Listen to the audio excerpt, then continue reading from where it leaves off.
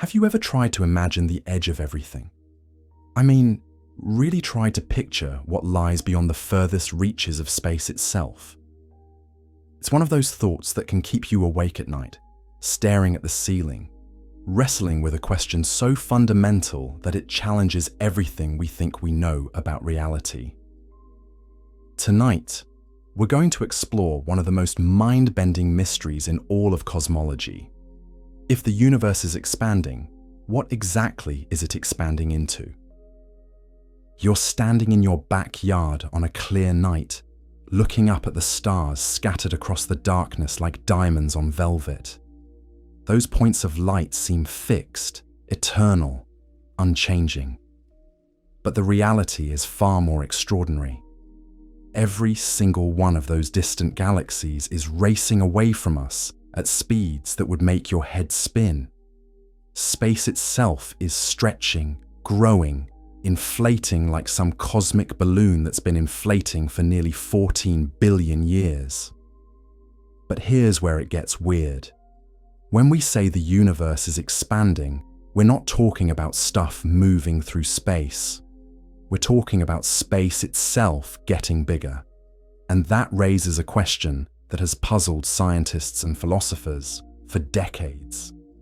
If space is expanding, what is it expanding into? What lies beyond the edge of everything? I'm genuinely curious to know where you're listening from tonight. Drop a comment below with your time and location. The visuals are here for you, but there is absolutely no problem if you drift off midway through the video. Also, if you find comfort in these gentle explorations of our natural world, I'd be grateful if you consider subscribing and liking this video. Let's begin.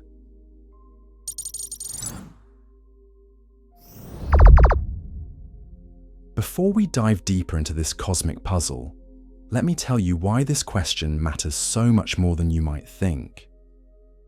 This isn't just some abstract philosophical debate happening in ivory towers. The answer to what the universe is expanding into touches on the very nature of existence itself. It challenges our most basic assumptions about space, time, and reality. And the conclusions we reach might fundamentally change how you see your place in the cosmic order. You see, most people imagine the universe like a bubble floating in some vast ocean, growing bigger and bigger as time passes. It's a natural way to think about it. After all, everything we experience in our daily lives expands into something else. Blow up a balloon, and it expands into the air around it. Drop a stone in a pond, and the ripples expand outward through the water. So, surely the universe must be expanding into something, right? But what if I told you that this intuitive picture might be completely wrong? What if the universe isn't expanding into anything at all? What if the very question itself is based on a misunderstanding so fundamental that asking it is like asking what color Wednesday tastes like? Tonight, we're going to unpack this mystery step by step. We'll explore what it really means for space to expand. We'll examine the mind-bending possibility that there might be nothing beyond the edge of everything. And we'll confront some ideas so strange that they challenge the very foundations of how we think about reality itself. The journey we're about to take will stretch your imagination to its limits. We'll encounter concepts that seem to violate common sense, mathematical truths that feel impossible, and scientific discoveries that reveal just how bizarre our universe really is. But stick with me, because by the end of this exploration, you'll never look at the night sky the same way again. Let's start with something that might surprise you. The idea that the universe is expanding is actually relatively new in human history. For most of our existence as a species, we assume the cosmos was static, unchanging, eternal. The stars were fixed points of light that had always been there and always would be.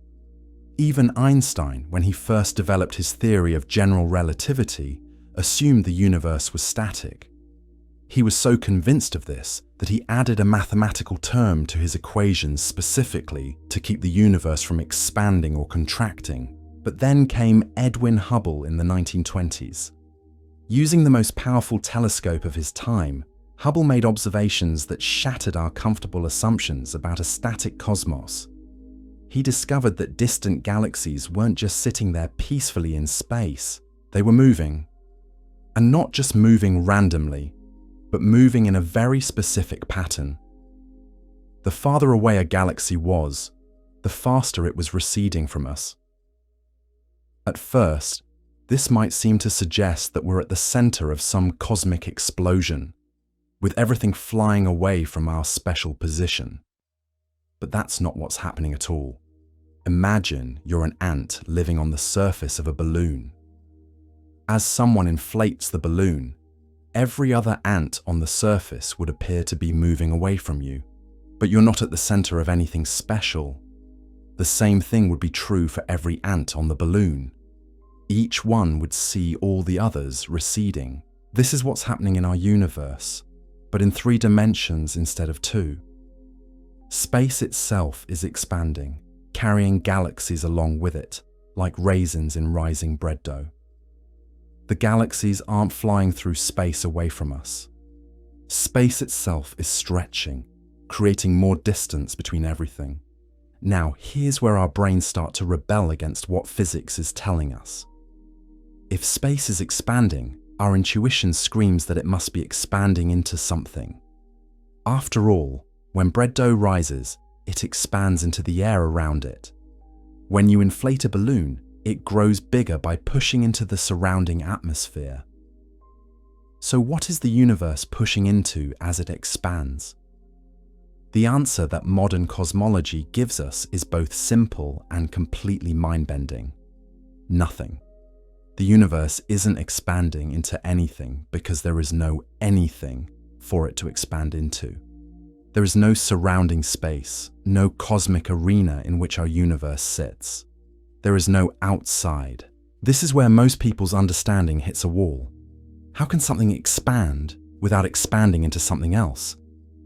It seems to violate every experience we've ever had with expansion. But remember, the expansion of the universe is unlike any expansion we encounter in our daily lives. It's not objects moving through space, it's space itself changing. Think of it this way. Imagine you're living in a 2-dimensional world, like a character drawn on a piece of paper. Your entire reality consists of moving around on the surface of that paper. Now, someone starts stretching the paper, making it bigger. From your perspective as a 2-dimensional being, your world is expanding. Distances between cities are growing. It takes longer to travel from one place to another, but the paper isn't expanding into your 2-dimensional world. It's expanding into a 3rd dimension that you can't perceive or access. But here's the crucial difference. In our universe, there's no evidence for any higher dimensional space that we're expanding into. The universe appears to be all there is. When space expands, it's not expanding into some pre-existing void. It's creating space as it goes. This leads us to one of the most profound questions in all of science. What does it mean to say that something doesn't exist? When we say there's nothing outside the universe, what exactly do we mean by nothing? Is it empty space? Is it a void? Or is it something more radical than that? The nothing that lies beyond the universe, if such a concept even makes sense, isn't empty space. Empty space is still something. It has properties. It can expand. It can curve. It can contain energy. The nothing beyond the universe is the absence of space itself. It's not a place you could travel to because there's no there. It's not empty because emptiness implies a container that happens to be vacant. This is where language starts to break down. We're trying to use words that evolve to describe our everyday experience, to talk about concepts that transcend everyday experience entirely. It's like trying to describe color to someone who has never seen, or explaining music to someone who has never heard. Our vocabulary simply wasn't designed for this. But the strangeness doesn't end there. If the universe is truly all there is, If there's nothing beyond it, then what determines its shape? What decides how it expands? The answer takes us into even more mind-bending territory. You see, the universe doesn't have to be infinite to avoid the problem of expanding into something.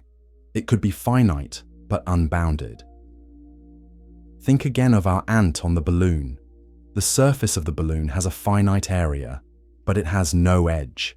An ant could walk in any direction forever and never reach a boundary. The surface curves back on itself. Our universe might be similar, but in 3 dimensions instead of 2. It could have a finite volume, but no edge. Travel in any direction long enough. And you might eventually return to where you started, like circumnavigating the globe. The universe could be curved in ways we can't directly perceive, wrapped around itself in dimensions beyond our normal experience. Or the universe could be truly infinite, stretching on forever in all directions. In this case, the expansion isn't about the universe getting bigger in some external sense. It's about the distances between things increasing. An infinite universe can still expand, because expansion is about the scale of things, not about the total size. Both possibilities, finite but unbounded or truly infinite, avoid the problem of needing something to expand into. But they raise new questions that are just as puzzling. If the universe is infinite, how did it become infinite? If it's finite but curved, what determines its curvature? These questions take us to the very edge of human understanding. We're probing mysteries that might be fundamentally unknowable, not because we lack the intelligence or technology to solve them, but because they involve concepts that transcend the categories through which any conscious mind must think. But there's something beautiful in this mystery. It reminds us that reality is far stranger and more wonderful than our everyday experience suggests. We live in a universe that challenges our assumptions, that forces us to expand our minds just as space itself expands around us. As we continue this exploration, we're going to dive even deeper into these cosmic puzzles. We'll examine what cutting-edge physics tells us about the nature of space and time.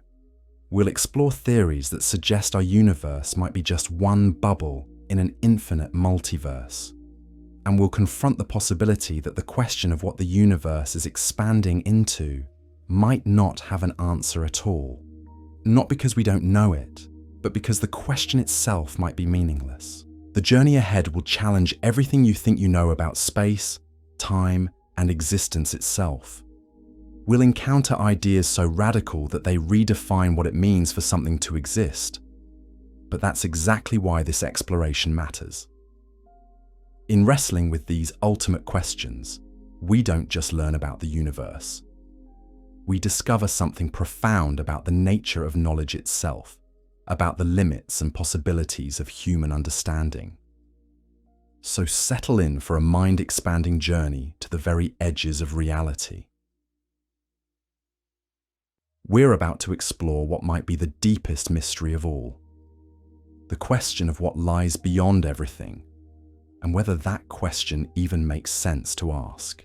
The deeper we venture into this cosmic mystery, the more we realize that our everyday experience has been lying to us about the fundamental nature of reality. Every expansion you've ever witnessed in your life has been expansion into something else. A flower blooming expands into the air around it. A city growing expands into the surrounding countryside. Even your lungs expanding pull air from the atmosphere into your body. But the universe breaks this rule completely. What makes this so difficult to grasp is that we're trying to understand something that has no analogy in human experience.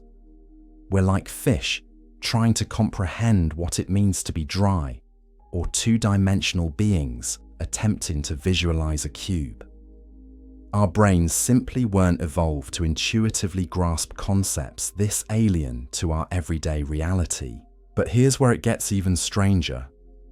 The expansion of space isn't just happening at the edges of the universe, wherever those might be.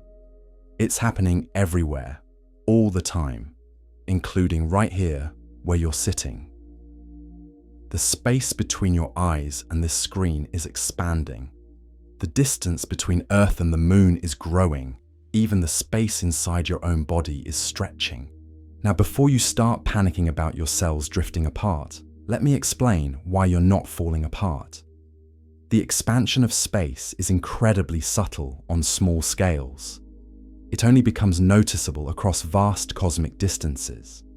The electromagnetic forces holding your atoms together, the gravitational pull keeping Earth in orbit around the Sun, these forces are strong enough to overpower the expansion of space locally. It's only when we look at distances between galaxies, where these binding forces become negligible, that we can observe the expansion directly. Think of it like this. Imagine you have a rubber sheet with coins glued to it. As you stretch the sheet, the coins themselves don't get bigger because the glue holds them together. But the distances between the coins increase. That's what's happening in our universe. Galaxies, solar systems, even clusters of galaxies are like the coins, held together by their own gravity, while the space between them stretches. This reveals something profound about the nature of space itself. Space isn't just an empty container where things happen. It's dynamic, active, almost alive in a sense. It has properties. It can bend and stretch. It can even ripple when massive objects accelerate through it. These ripples, called gravitational waves, were predicted by Einstein over a century ago and only recently detected by incredibly sensitive instruments. But if space is this dynamic, shape-shifting fabric of reality, what exactly is it made of? This question has puzzled physicists for generations. In our everyday world, we can always ask what something is made of. Water is made of molecules. Molecules are made of atoms. Atoms are made of particles. But what is space made of? The answer might be that this question doesn't make sense. Space might be fundamental, irreducible, not made of anything more basic. It simply is. Asking what space is made of might be like asking what the number 7 is made of, or what the concept of justice is constructed from. Some things might just be basic features of reality that can't be broken down further, or maybe space is made of something so strange that we don't yet have the concepts to understand it. Some theories suggest that space and time emerge from more fundamental quantum processes, that what we think of as the smooth fabric of space-time is actually made up of tiny, discrete units at the smallest possible scales. These theories propose that if you could zoom in far enough, space would reveal itself to be grainy, pixelated like a photograph examined under extreme magnification. But even if space is made of something more fundamental, this doesn't solve our original mystery. It just pushes the question back one level. If space is expanding, and space is made of something more basic, then what is that more basic stuff expanding into? This is where we encounter what philosophers call an infinite regress. Every answer raises a new question. Every explanation requires a deeper explanation. It's turtles all the way down, as the old saying goes. At some point, we might have to accept that there are aspects of reality that simply are, without needing or having a deeper explanation. But let's explore another possibility that might blow your mind even further. What if our entire understanding of expansion is backwards? What if the universe isn't expanding into anything because expansion itself is an illusion? Some physicists have proposed that what we interpret as the expansion of space might actually be the result of time itself changing. Perhaps the fundamental constants of physics are slowly evolving over cosmic time, making atoms smaller, rulers shorter, and clocks slower. From our perspective, trapped within this changing system, everything would appear to be moving away from us as space expanded. But from some external viewpoint, if such a thing could exist, the universe might be static while the very nature of measurement changes. This idea sounds crazy, but it's actually consistent with all our observations. The redshift of distant galaxies, the cosmic microwave background radiation, even the abundance of light elements in the universe could all be explained by changing physics rather than expanding space. It's a minority view among cosmologists, but it demonstrates just how strange and counterintuitive the true nature of reality might be. Another mind-bending possibility emerges from quantum mechanics, that bizarre theory that governs the behavior of the smallest particles. In quantum mechanics, particles don't have definite positions until they're observed. They exist in a fuzzy state of probability, potentially everywhere at once. What if space itself has quantum properties? What if the expansion of the universe is somehow tied to the quantum nature of reality? Some theories suggest that space might be constantly creating itself through quantum processes. Virtual particles pop into existence from the quantum vacuum, briefly borrow energy from the future, and then disappear before anyone notices. But what if sometimes they don't disappear? What if some of these quantum fluctuations become permanent, adding new bits of space to the universe? In this picture, the universe doesn't expand into pre-existing space. It creates new space as it goes, pulling it from the quantum foam that underlies all of reality. The expansion isn't motion through space, but the birth of space itself, moment by moment, from the fundamental uncertainty that quantum mechanics tells us pervades everything. This connects to one of the most successful theories in modern cosmology: cosmic inflation. In the first fraction of a second after the Big Bang, the universe underwent a period of exponentially rapid expansion. Space itself inflated faster than the speed of light, growing from something smaller than a proton to something larger than a grapefruit in less time than it takes light to cross a proton. During inflation, space wasn't expanding into anything. It was creating itself through quantum processes, so rapid and so extreme that they defy imagination.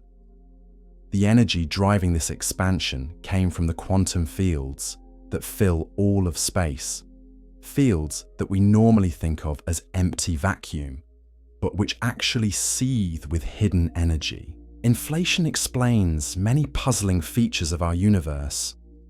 It explains why the cosmic microwave background radiation is so uniform across the sky, why space appears to be geometrically flat, and why we don't observe certain exotic particles that earlier theories predicted should be abundant. But it also suggests something remarkable about the nature of space itself. If inflation can create space from nothing, if quantum processes can generate new regions of space-time, then perhaps our entire universe is just one bubble in an infinite foam of expanding regions.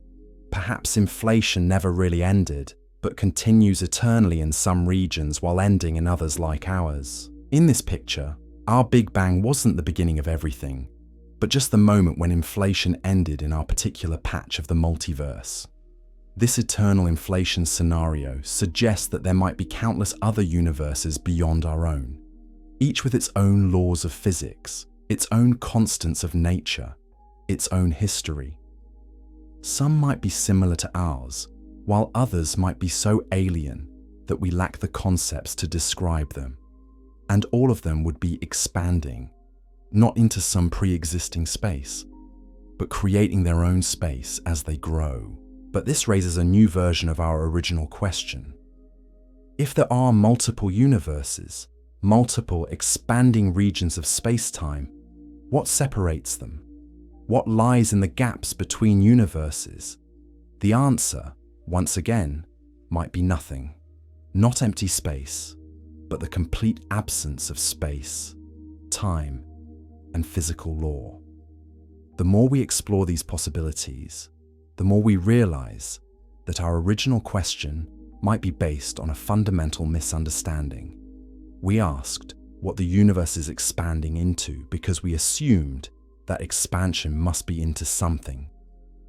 But perhaps expansion is more fundamental than that.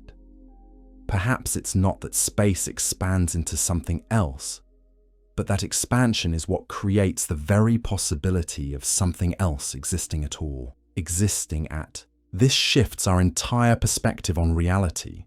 Instead of thinking of space as a container that holds things, we might need to think of it as a process, a continuous becoming rather than a static being.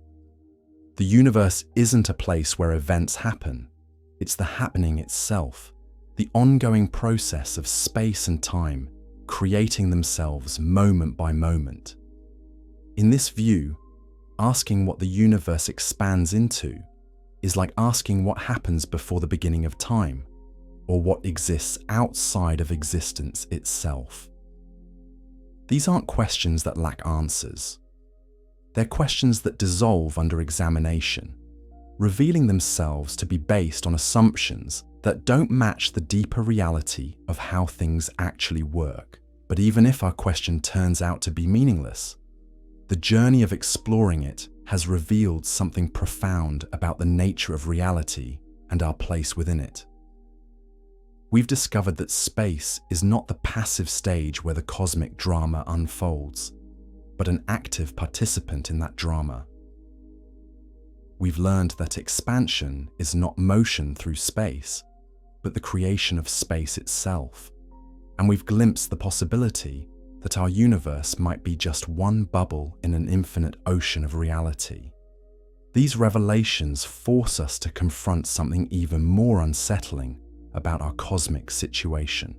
If space itself is expanding, if it's creating more of itself as time unfolds, then what does this mean for the concept of infinity? Can something that's growing ever be truly infinite?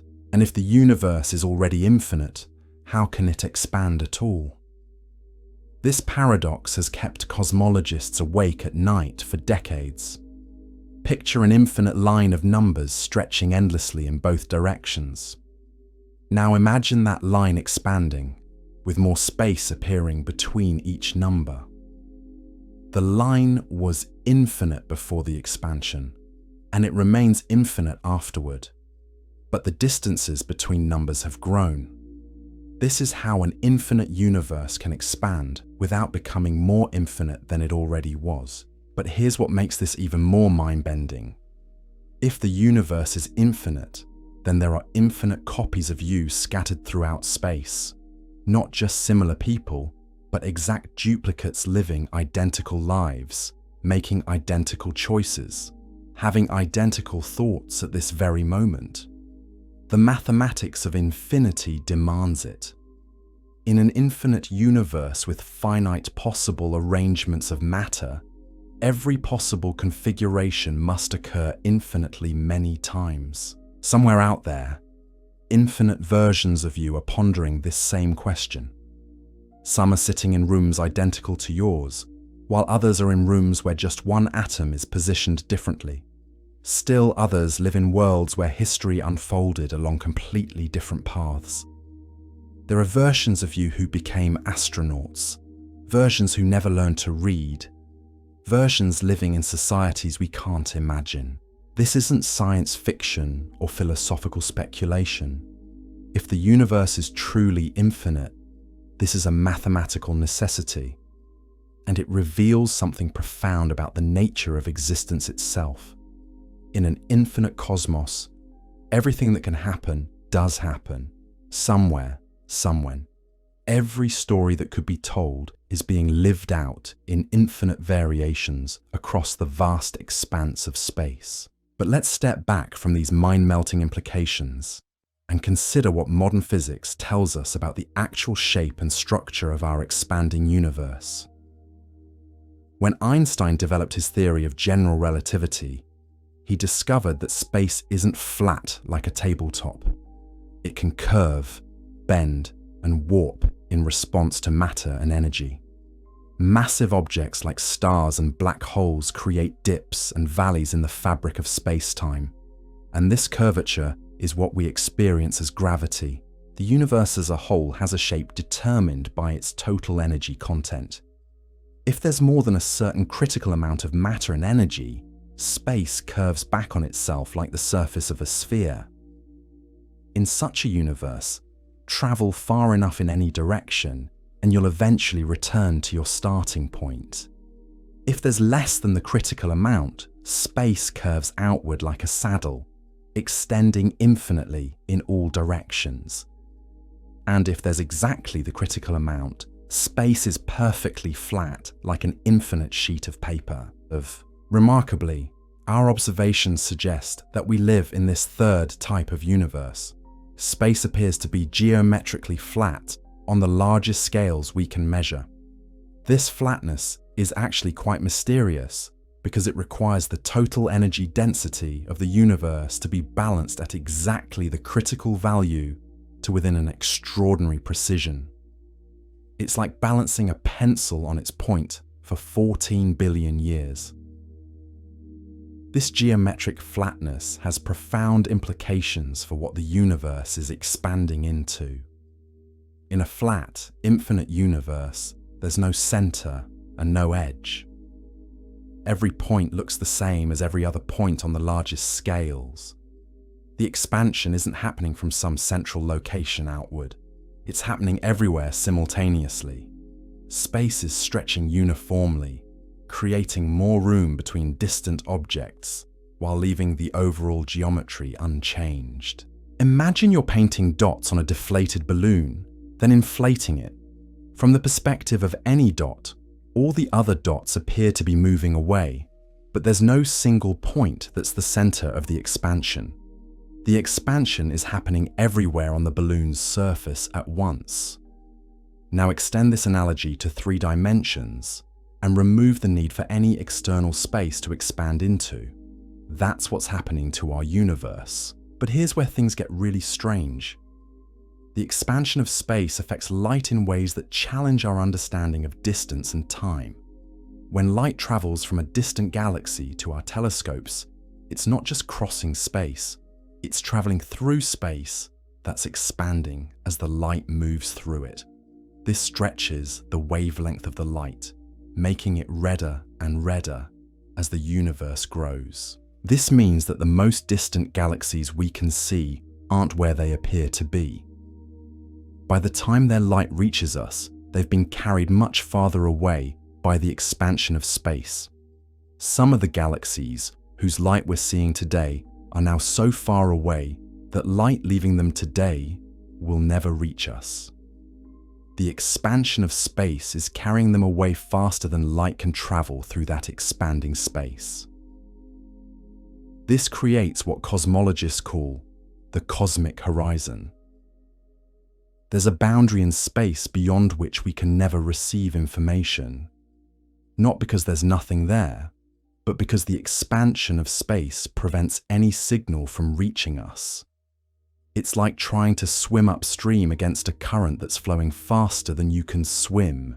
You make progress through the water, but you still get carried backward relative to the shore. The existence of this horizon raises profound questions about the nature of reality and knowledge. If there are regions of space from which no information can ever reach us, do those regions really exist? Is reality limited to what can, in principle, be observed? Or does the universe extend infinitely beyond what we can ever hope to see? Some physicists argue that unobservable regions of the universe don't meaningfully exist from our perspective. If something can never affect us in any way, if no information about it can ever reach us, then it might as well not exist at all. This view suggests that reality is fundamentally observer-dependent, limited by the cosmic horizons that surround each observer.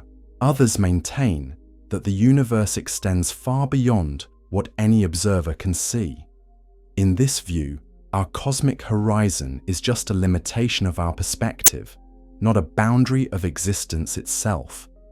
The universe is what it is, regardless of whether we can observe all of it. Countless galaxies exist beyond our horizon, evolving and changing in ways we'll never know about. Both perspectives lead to unsettling conclusions about the nature of existence and our place within it. If reality is limited by observation, then consciousness plays a fundamental role in determining what exists. If reality extends infinitely beyond observation, then we're isolated islands of awareness in an ocean of unknowable existence. These questions become even more complex when we consider the possibility that our universe might not be alone. The same quantum processes that drove cosmic inflation in our universe might be creating new universes elsewhere, each with its own expanding space, its own laws of physics, its own cosmic horizons. In this multiverse scenario, our Big Bang was just one bubble nucleating in an eternal sea of quantum foam. If this picture is correct, then asking what our universe is expanding into might be like asking what our galaxy is moving through. Just as our galaxy moves through the larger universe, our universe might exist within some larger structure that we can't directly observe. But unlike the space our galaxy moves through, this larger structure wouldn't be made of space as we understand it. It would be something more fundamental, perhaps the quantum foam from which space itself emerges. This possibility opens up even stranger questions. If multiple universes exist within some larger structure, do they ever interact? Could two expanding universes collide? What would happen at the boundary between different regions of space-time with different physical laws? These questions push us to the very limits of theoretical physics, into realms where mathematics becomes our only guide through landscapes of possibility that defy imagination. Some theories suggest that universe collisions might be detectable. They could leave subtle patterns in the cosmic microwave background radiation, like dents in the wall of space itself. Scientists are actively searching for these signatures, hoping to find evidence that our universe has bumped into others in the distant past. So far, no definitive signals have been found, but the search continues. The possibility of a multiverse also raises questions about the uniqueness of our physical laws. We're used to thinking of constants like the speed of light, the strength of gravity, and the mass of electrons as universal features of reality. But if multiple universes exist, these constants might vary from one universe to another. Our universe might just happen to have the particular combination of values that allows stars, planets, and life to exist. This idea, known as the anthropic principle, suggests that we observe the laws of physics we do because we couldn't exist in a universe with different laws. It's a selection effect. We find ourselves in a life-friendly universe not because all universes are life-friendly, but because we couldn't find ourselves anywhere else.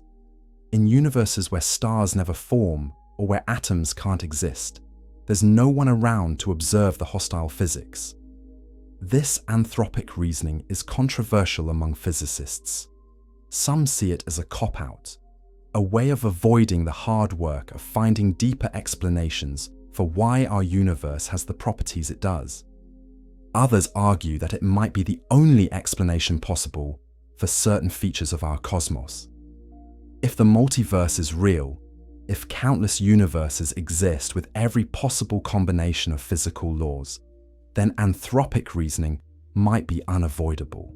But whether our universe is unique or one of countless others, whether it's expanding into something or creating space as it grows, we're still left with the fundamental mystery of existence itself. Why is there anything at all rather than nothing? Why do quantum fields exist? Why do the laws of physics take the forms they do? These questions might be forever beyond our ability to answer, not because we lack the intelligence or technology, but because they might not have answers in any conventional sense. Perhaps existence is simply a brute fact requiring no deeper explanation.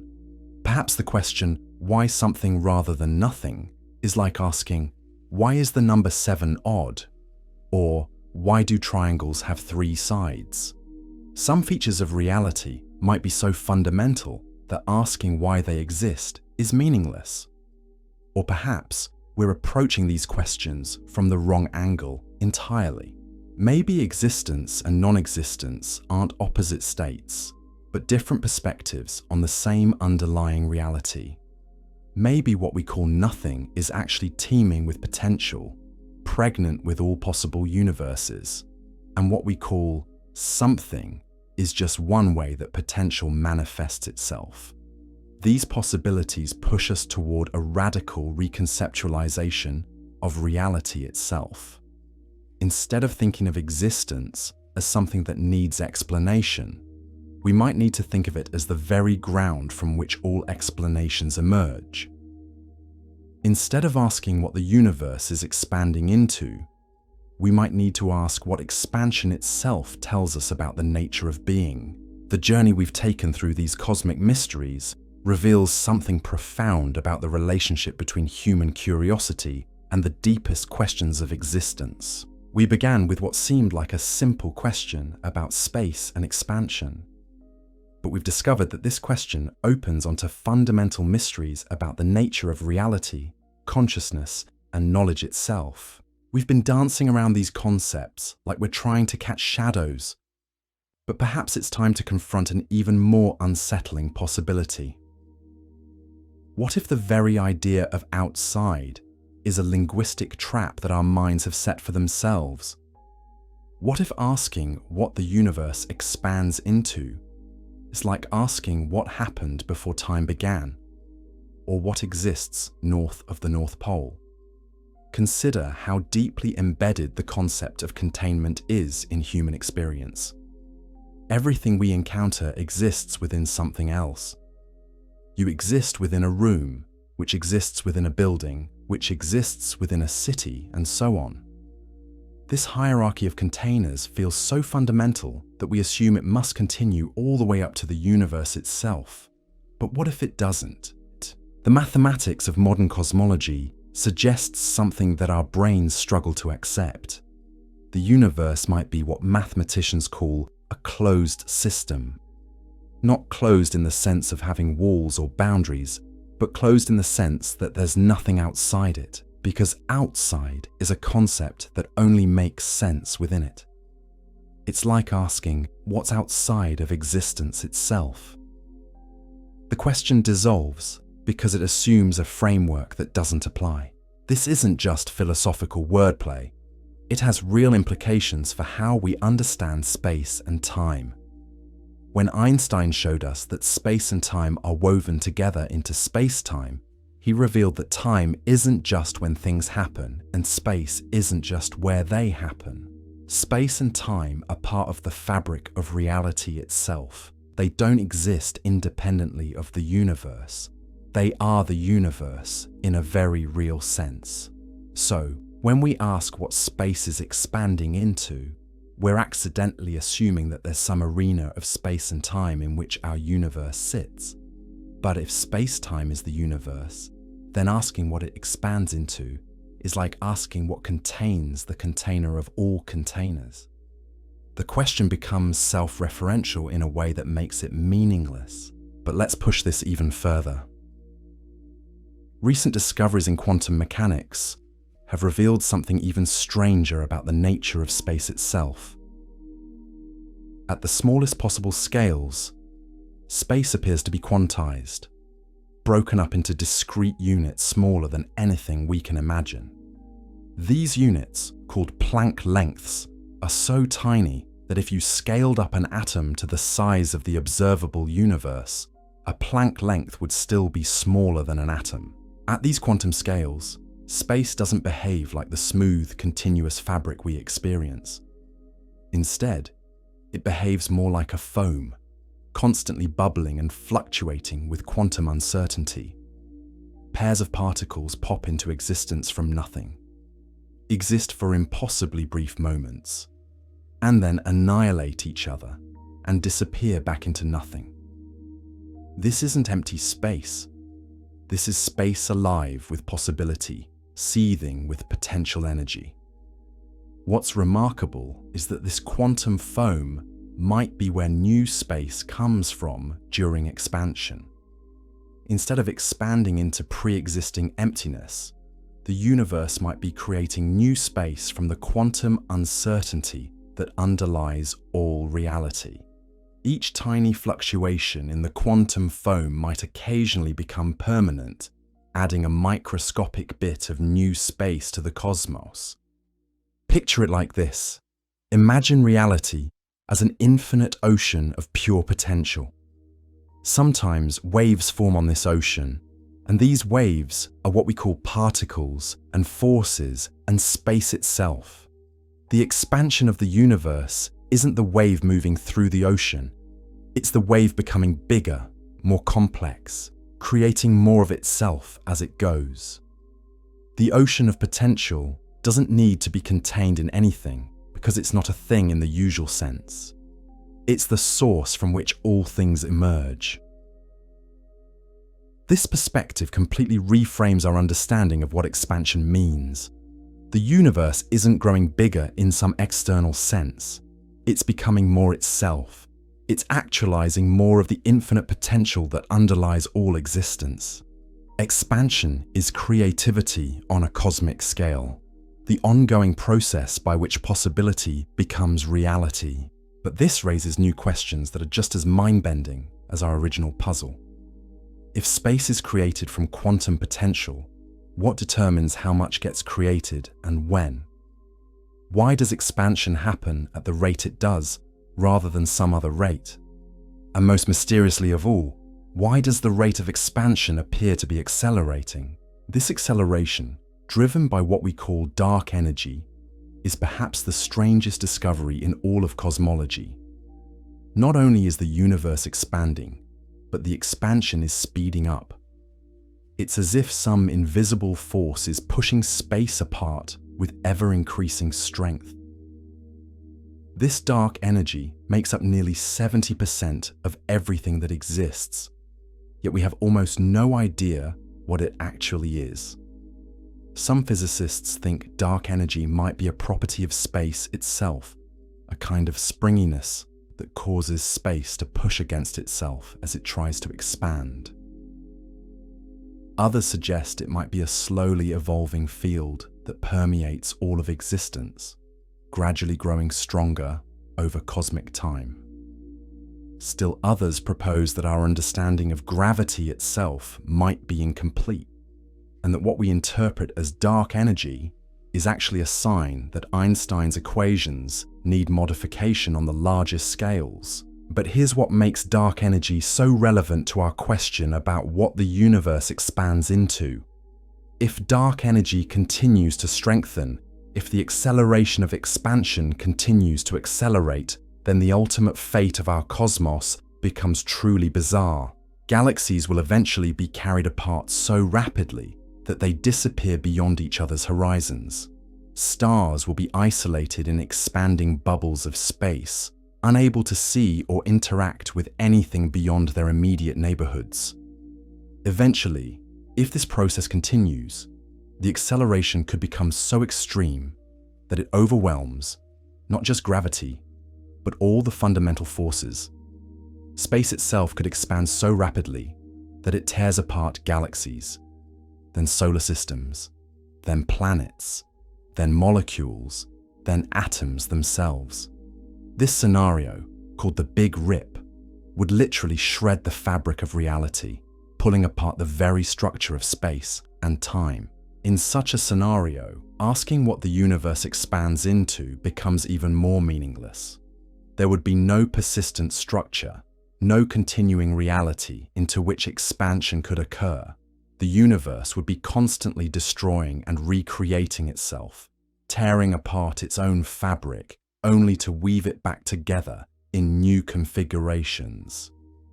But perhaps the most unsettling implication of our exploration is what it suggests about the nature of knowledge itself. We've discovered that some of our most basic questions about reality might not have answers, not because we're not smart enough to find them, but because the questions themselves might be based on assumptions that don't match how reality actually works. This isn't the first time science has encountered such a situation. For centuries, people asked about the substance that carries light waves through space. They called it the luminiferous ether, and they designed elaborate experiments to detect it. But eventually, they discovered that light doesn't need a medium to travel through. The question of what carries light waves was based on a false assumption about the nature of light itself. Similarly, our question about what the universe expands into might be based on false assumptions about the nature of space, expansion, and containment. We assume expansion must be into something because that's how expansion works in our everyday experience. But cosmic expansion might be fundamentally different from any expansion we've ever encountered. This doesn't mean our question is worthless. Quite the opposite. By pushing against the boundaries of meaningful questions, we've discovered profound truths about the nature of space, time, and reality. We've learned that space is dynamic rather than static. That expansion creates rather than merely rearranges, and that the universe might be far stranger than our intuitions suggest. We've also discovered something important about the limits of human understanding. There appear to be aspects of reality that transcend our ability to visualize or directly comprehend them. We can describe them mathematically, we can observe their effects, we can even make predictions about their behavior, but we can't picture them in our minds the way we can picture familiar objects. This limitation isn't a failure of science or human intelligence. It's a natural consequence of trying to understand reality that extends far beyond the realm of human experience. Our brains evolved to help us navigate a world of medium-sized objects moving at moderate speeds. The fact that we can understand anything about cosmic expansion, quantum mechanics, or the nature of space-time is actually remarkable. But there's something else we've discovered in this journey through cosmic mysteries. The questions that seem unanswerable often reveal the most profound truths. By wrestling with the puzzle of what the universe expands into, we've glimpsed the possibility that reality is far more creative, far more self-generating, far more alive than we ever imagined. We've seen that space itself might be a kind of process rather than a thing, a continuous becoming rather than a static container. We've discovered that expansion might be the universe's way of exploring its own possibilities, of actualizing potential that would otherwise remain forever dormant. And we've encountered the mind-bending possibility that our cosmos might be just one bubble in an infinite ocean of creative possibility. These insights don't answer our original question in the way we expected. They don't tell us what specific thing the universe is expanding into. Instead, they reveal that the question itself is based on a misunderstanding of what expansion means at cosmic scales. The universe isn't expanding into anything because expansion is the process by which anything comes to exist in the first place. This realization is both humbling and exhilarating. It's humbling because it shows us that some of our most basic assumptions about reality are wrong. But it's exhilarating because it reveals that reality is far richer and more mysterious than those assumptions suggested.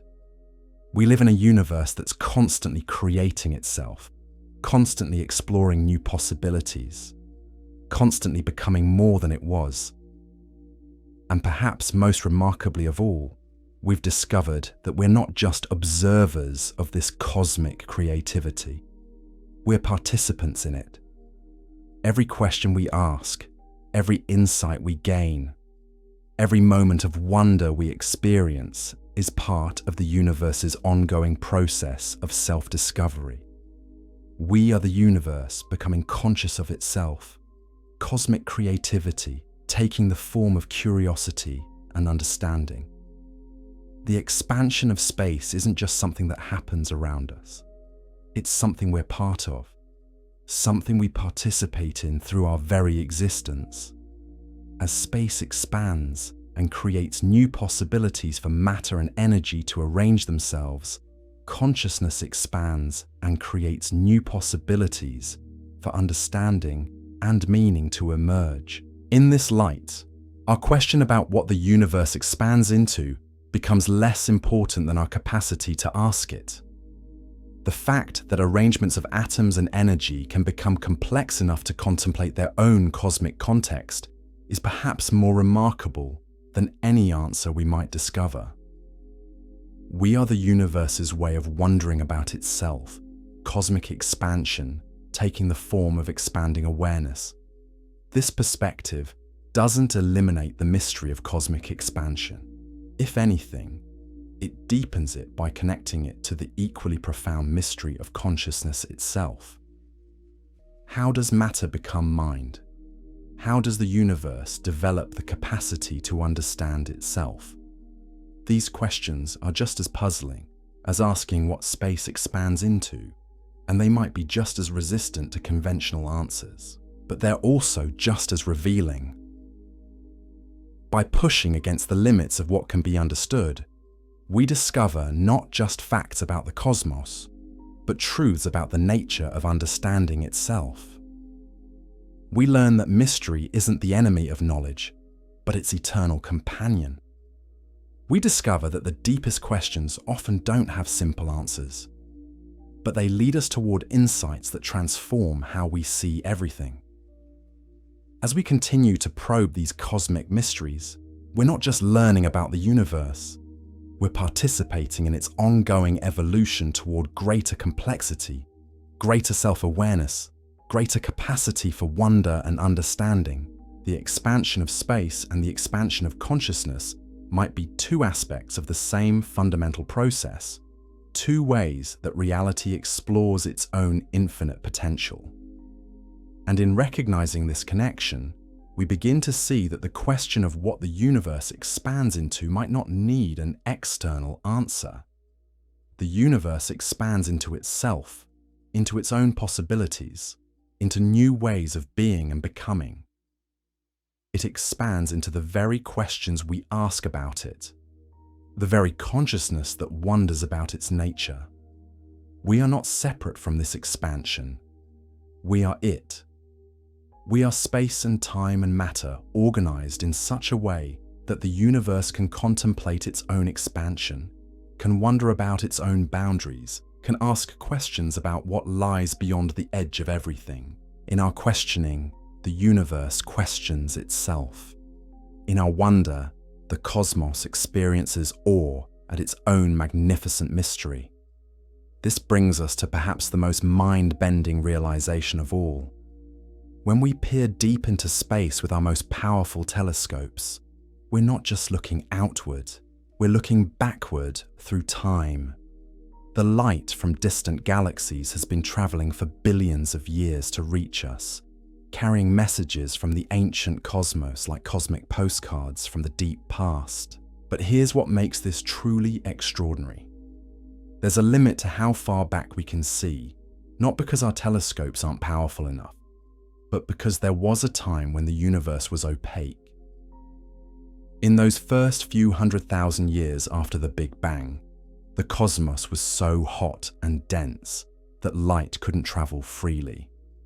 Photons would scatter off free electrons almost immediately, making the universe as opaque as a thick fog. Then something remarkable happened. As the universe expanded and cooled, electrons and protons combined to form neutral hydrogen atoms. Suddenly, space became transparent. Light could travel freely for the first time in cosmic history. This moment, called recombination, created what we now observe as the cosmic microwave background radiation. It's the oldest light in the universe, the afterglow of creation itself, stretched and cooled by billions of years of cosmic expansion. This cosmic microwave background surrounds us completely. It's everywhere we look, a faint whisper of energy that fills all of space. You can even detect it with an old television set. tuned to static between channels, and about 1% of that visual noise is radiation from the Big Bang itself. You're literally seeing the echo of creation on your screen. But here's what this tells us about our expansion question.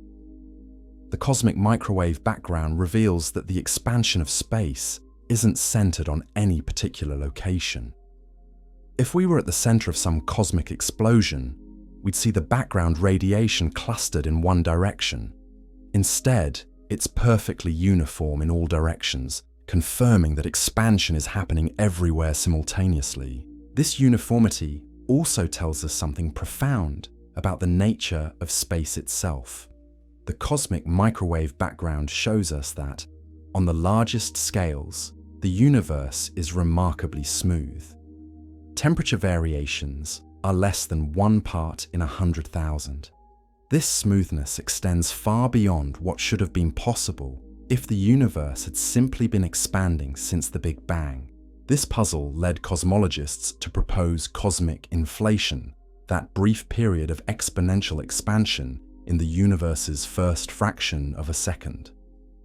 During inflation, space expanded so rapidly that regions which had been in contact, sharing the same temperature, were suddenly separated by vast distances.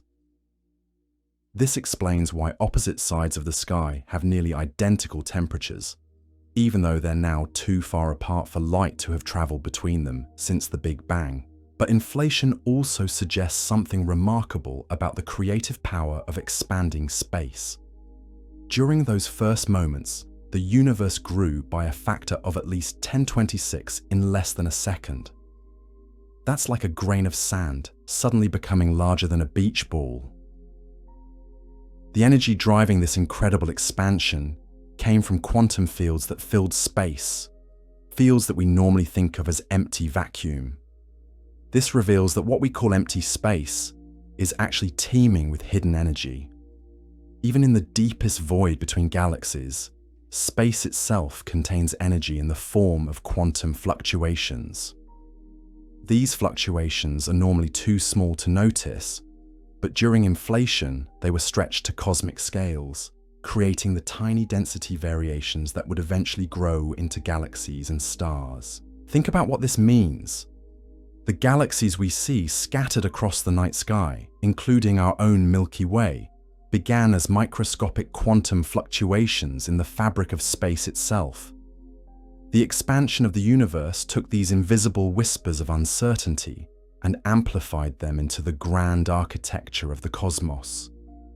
We are, in a very real sense, the children of quantum foam, complex structures that emerged from the fundamental uncertainty that underlies all reality.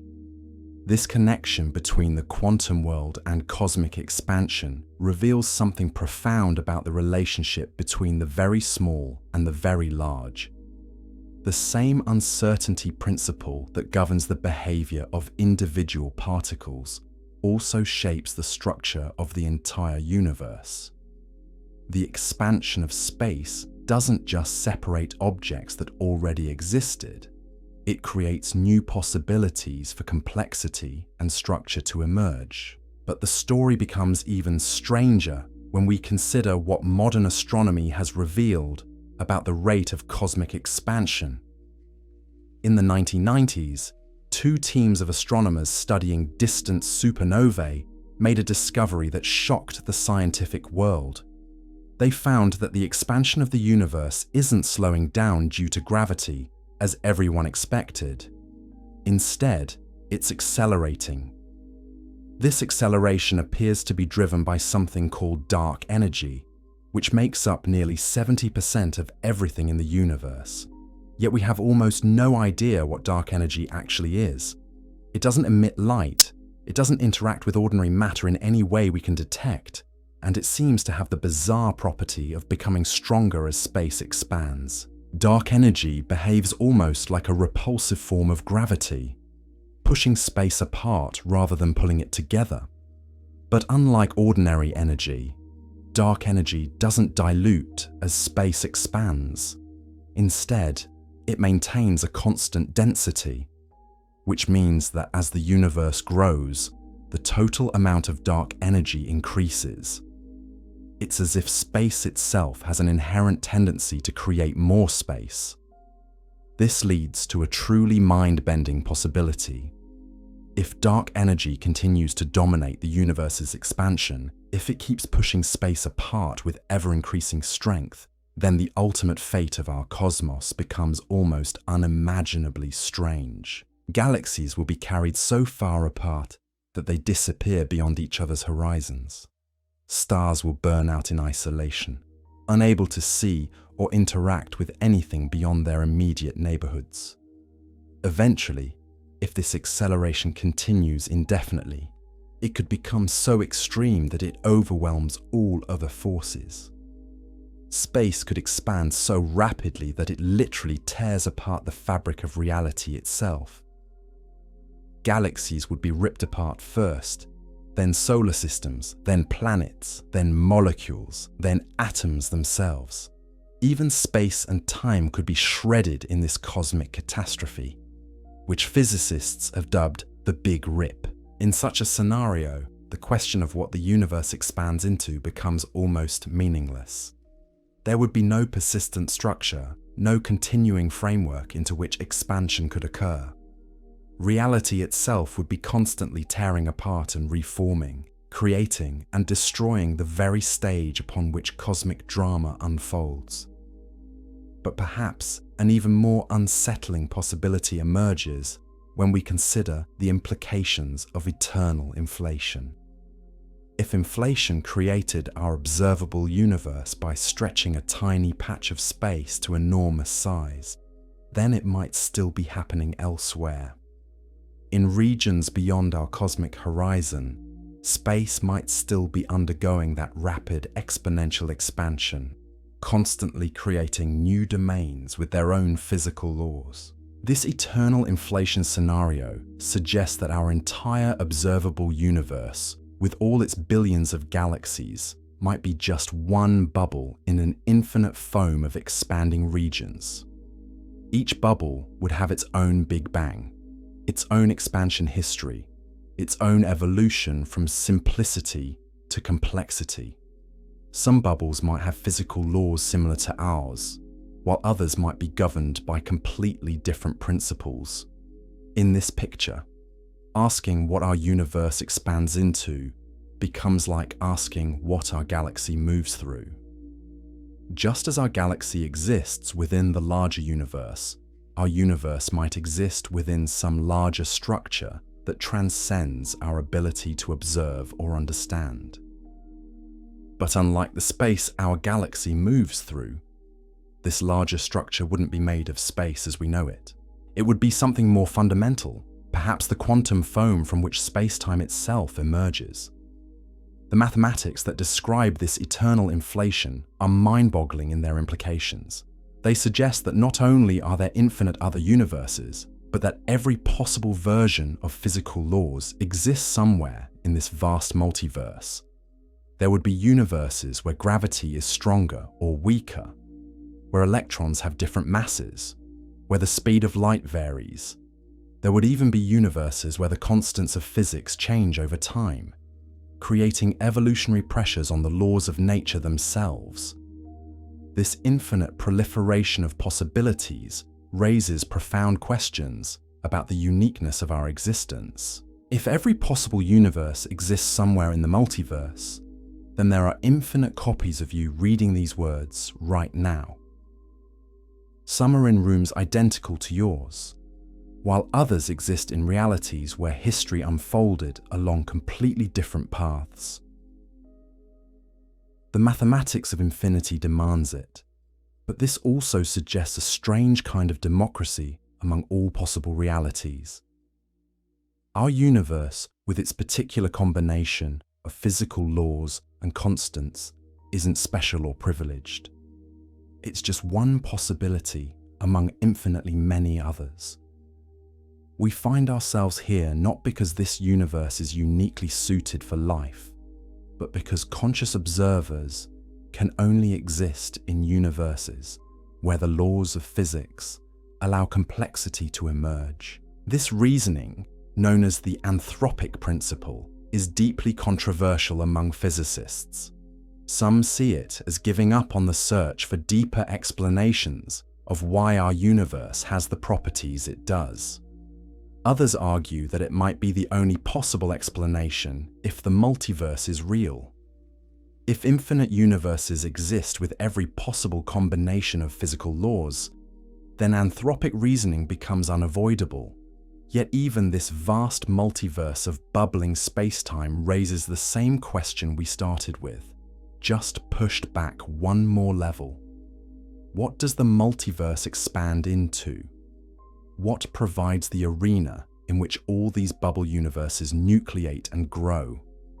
The answer might be that this question, like our original inquiry, dissolves under examination. The multiverse might not expand into anything external to itself because there might be nothing external to it. It might be self-contained, self-creating, self-sustaining. The quantum foam that gives birth to new universes might not exist in any larger space. It might be the source from which the very concept of space emerges. This brings us full circle to a realization that's both humbling and liberating. The question that started our journey, what does the universe expand into, might not have an answer in any conventional sense. Not because we lack the intelligence or technology to discover it, but because the question itself might be based on assumptions that don't match the deeper reality of how existence works. We assumed that expansion must be into something, because that's how expansion works in our everyday experience. But cosmic expansion operates according to principles that transcend ordinary experience. Space doesn't expand into pre-existing emptiness. It creates emptiness as it expands. It generates the very possibility of somewhere else to expand into. This isn't a failure of our scientific understanding, it's a triumph. By pushing our questions to their logical limits, we've discovered that reality is far stranger and more creative than our intuitions suggested. We've learned that space is dynamic rather than static, that expansion creates rather than merely rearranges, and that the universe might be engaged in an ongoing process of self-creation. We've also discovered something profound about the relationship between consciousness and cosmos. The fact that the universe has evolved arrangements of matter complex enough to ask questions about their own origins is perhaps more remarkable than any answer we might discover. We are the universe's way of knowing itself. Cosmic expansion, taking the form of expanding awareness. In our questioning, we participate in the universe's ongoing exploration of its own nature. Every insight we gain, every mystery we uncover, every moment of wonder we experience is part of the cosmos coming to understand itself. The expansion of space and the expansion of consciousness might be two aspects of the same fundamental process. This perspective transforms our original question from a problem to be solved into a doorway to be walked through. Instead of asking what the universe expands into, we might ask what expansion reveals about the creative nature of existence itself. Instead of seeking external containers, we might explore the infinite depth of reality's capacity to transcend its own boundaries. The universe doesn't expand into something else, because it is the process of becoming something else. It expands into its own possibilities, into new ways of organizing matter and energy and information. It expands into the very questions we ask about it, the very consciousness that contemplates its mystery. And perhaps that's the most beautiful answer of all. The universe expands into us, into our capacity to wonder and understand and be amazed. In our cosmic curiosity, space finds new dimensions to explore. In our scientific discoveries, time finds new moments to inhabit. In our sense of awe at the vastness and strangeness of everything, existence finds new ways to celebrate its own magnificent impossibility. We are not separate observers trying to understand cosmic expansion from the outside. We are cosmic expansion, taking the form of minds capable of asking impossible questions and finding beauty in their mystery. The universe doesn't need to expand into anything external because it expands into the infinite depth of its own creative potential, forever becoming more than it was, forever discovering new ways to exist. And in that endless becoming, in that ceaseless exploration of possibility, we find our place not as strangers in a foreign cosmos, but as expressions of the universe's deepest nature. We are the questions the cosmos asks about itself, the wonder it experiences at its own existence, the love it discovers for the magnificent mystery of being anything at all rather than nothing at all. In contemplating what the universe expands into, we've discovered that it expands into the very contemplation itself. The mystery completes itself in our questioning of it. The expansion finds its meaning in our capacity to be amazed by it. And in that recognition, we touch something that transcends all boundaries, all containers, all possible answers to impossible questions. The universe expands into wonder itself, and we are that wonder, awakening to its own infinite nature. But here's where our journey takes an even more extraordinary turn. What if we've been thinking about this entire question backwards? What if instead of asking what the universe expands into, we should be asking what expansion itself creates? Consider this carefully. Every time you've ever witnessed expansion in your daily life, you've seen boundaries being pushed outward into pre-existing space. A balloon inflates into the air around it. A city grows into the countryside that surrounds it. But what if cosmic expansion works in the exact opposite way? What if it doesn't push into anything, but instead creates the very concept of anything to push into? This isn't just philosophical wordplay. It's a fundamental insight about the nature of reality that emerges from our most advanced theories of physics. When space expands, it's not moving through some larger arena.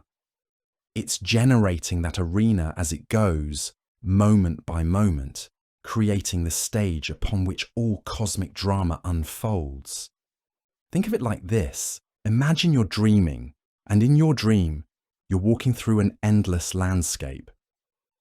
As you move forward, new terrain appears before you, hills and valleys materializing just ahead of your footsteps. The landscape isn't pre-existing, waiting for you to discover it. It's being created by the very process of your movement through it. That's what cosmic expansion might be like, except the universe isn't moving through space, it's creating space as it expands. This perspective completely transforms how we understand the relationship between existence and emptiness, between something and nothing. In our everyday experience, we think of empty space as a container that can be filled with things. But in cosmic terms, space itself might be the most fundamental thing of all, the creative principle from which everything else emerges. Recent discoveries in quantum physics have revealed that what we call empty vacuum isn't empty at all.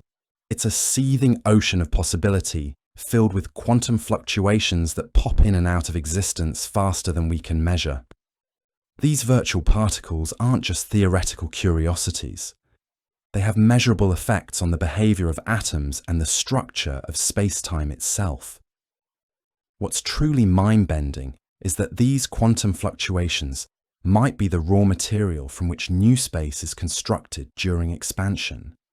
Instead of expanding into pre-existing emptiness, the universe might be weaving new space from the quantum uncertainty that underlies all reality. Each microscopic fluctuation in the vacuum could occasionally become permanent, adding a tiny bit of new spatial fabric to the cosmic tapestry.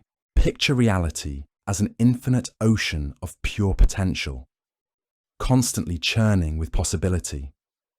Sometimes waves form on this ocean, and these waves are what we experience as particles, forces, and the dimensions of space itself. The expansion of the universe isn't the wave moving through the ocean. It's the wave becoming more complex, more structured, creating more of itself as it evolves. This ocean of potential doesn't need to be contained in anything because it isn't a thing in the conventional sense. It's the source from which all things emerge, the creative principle that gives birth to existence itself. When we ask what this ocean exists within, we're making the same category error as asking what contains the concept of containment. But let's push this idea even further. If space is being created from quantum potential during expansion, then time might be undergoing a similar process of self-creation. We experience time as a flowing river, carrying us from past through present toward future. But what if time isn't flowing through some pre-existing temporal dimension? What if it's creating that dimension as it flows? Einstein showed us that space and time are woven together into a single fabric called space-time. If space is self-creating during expansion, then time must be self-creating as well. The universe isn't expanding through time. It's creating time as it expands, generating new moments of existence with each increment of growth. This means that the question of what came before the Big Bang might be as meaningless as asking what the universe expands into. If time began with cosmic expansion, then there was no before in which anything could exist. The universe doesn't have a temporal boundary because it creates its own temporal framework as it evolves. Think about what this implies for the nature of causation itself. We're used to thinking in terms of cause and effect, where events in the past influence events in the present. But if time is self-creating, if each moment generates the next through the process of expansion, then causation might be more like a creative act than a mechanical process. The universe doesn't just unfold according to pre-existing laws. It creates those laws as it expands, establishing new principles of organization with each phase of its evolution. The physical constants we observe, the forces that govern particle interactions, even the mathematical relationships that describe natural phenomena, might all be emergent properties of the expansion process itself. This perspective reveals something profound about the relationship between mind and cosmos. Consciousness didn't emerge accidentally in a pre-existing universe. It emerged as part of the universe's ongoing process of self-creation. We aren't separate observers studying an external reality. We are reality becoming aware of itself through the process of cosmic expansion. Every thought you think, every insight you gain, every moment of wonder you experience is the universe exploring new possibilities for self-understanding. The expansion of space creates new opportunities for matter to organize itself into complex structures. The expansion of time creates new moments in which consciousness can emerge and evolve, and the expansion of awareness creates new dimensions of meaning and understanding. But here's where the story becomes even more extraordinary. If the universe is truly self-creating, if expansion generates both space and time and consciousness, then what we call physical laws might be more like habits than rigid rules.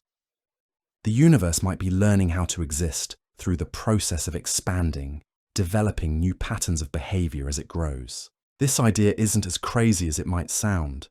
We already know that the fundamental constants of physics appear to be fine-tuned for the emergence of complexity and life. The strength of gravity, the mass of electrons, the rate of cosmic expansion all fall within incredibly narrow ranges that allow stars and planets and biology to exist. Tiny changes in any of these values would create a sterile cosmos incapable of supporting any form of organization. Traditional physics assumes these constants are fixed features of reality, but what if they're actually evolving? What if the universe is gradually learning how to create conditions suitable for greater and greater complexity? The expansion of space might be accompanied by an expansion of possibility, with physical laws becoming more sophisticated as the cosmos matures. Some cutting-edge theories in physics actually support this idea. Loop quantum cosmology suggests that our universe might have emerged from the collapse and bounce of a previous cosmos, inheriting some characteristics while developing others.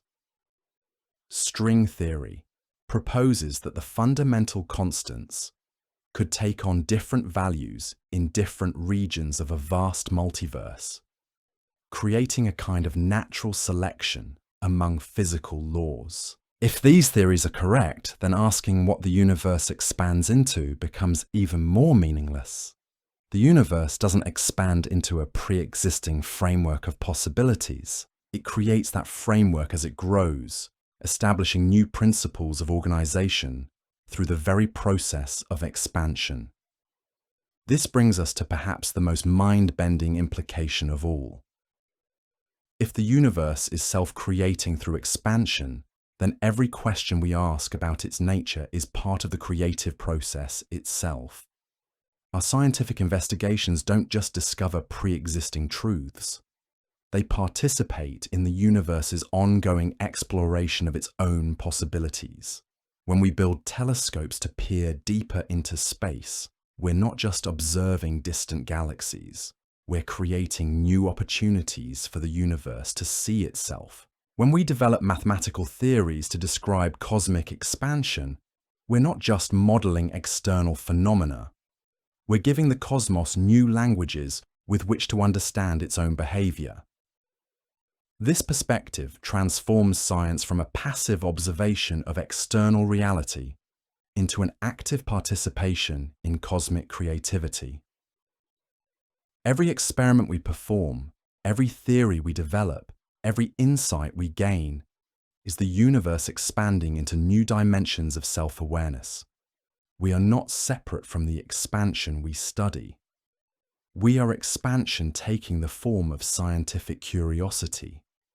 But this raises profound questions about the nature of knowledge itself.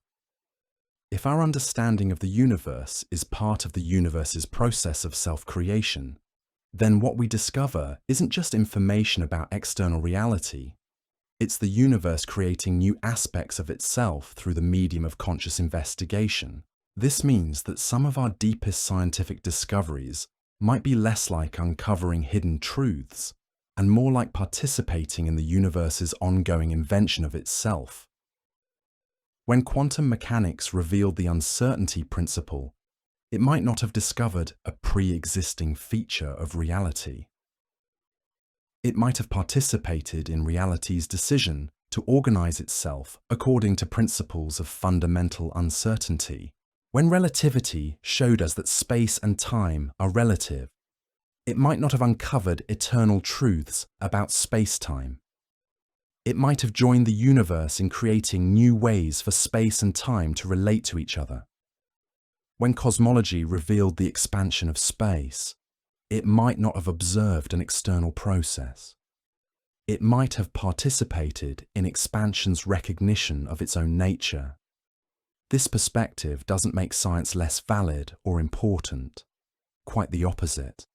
It reveals that scientific investigation is one of the most profound activities possible, a direct participation in the universe's creative evolution. Every question we ask helps determine what the cosmos becomes.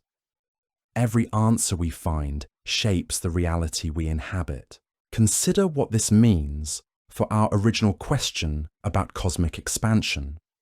By asking what the universe expands into, we're not just seeking information about external processes. We're participating in expansion's exploration of its own nature. The question itself is part of the creative process we're trying to understand. And perhaps that's the deepest answer we can find.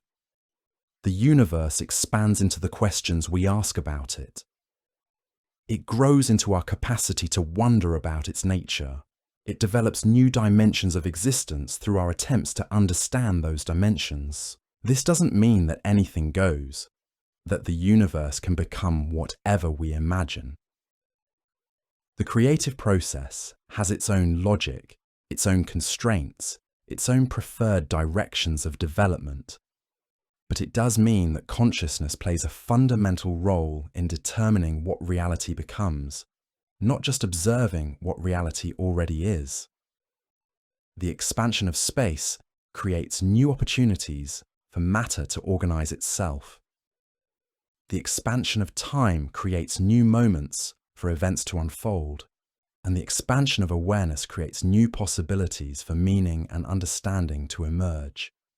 All three processes are aspects of a single creative evolution, the universe continuously transcending its own boundaries through the very act of expansion.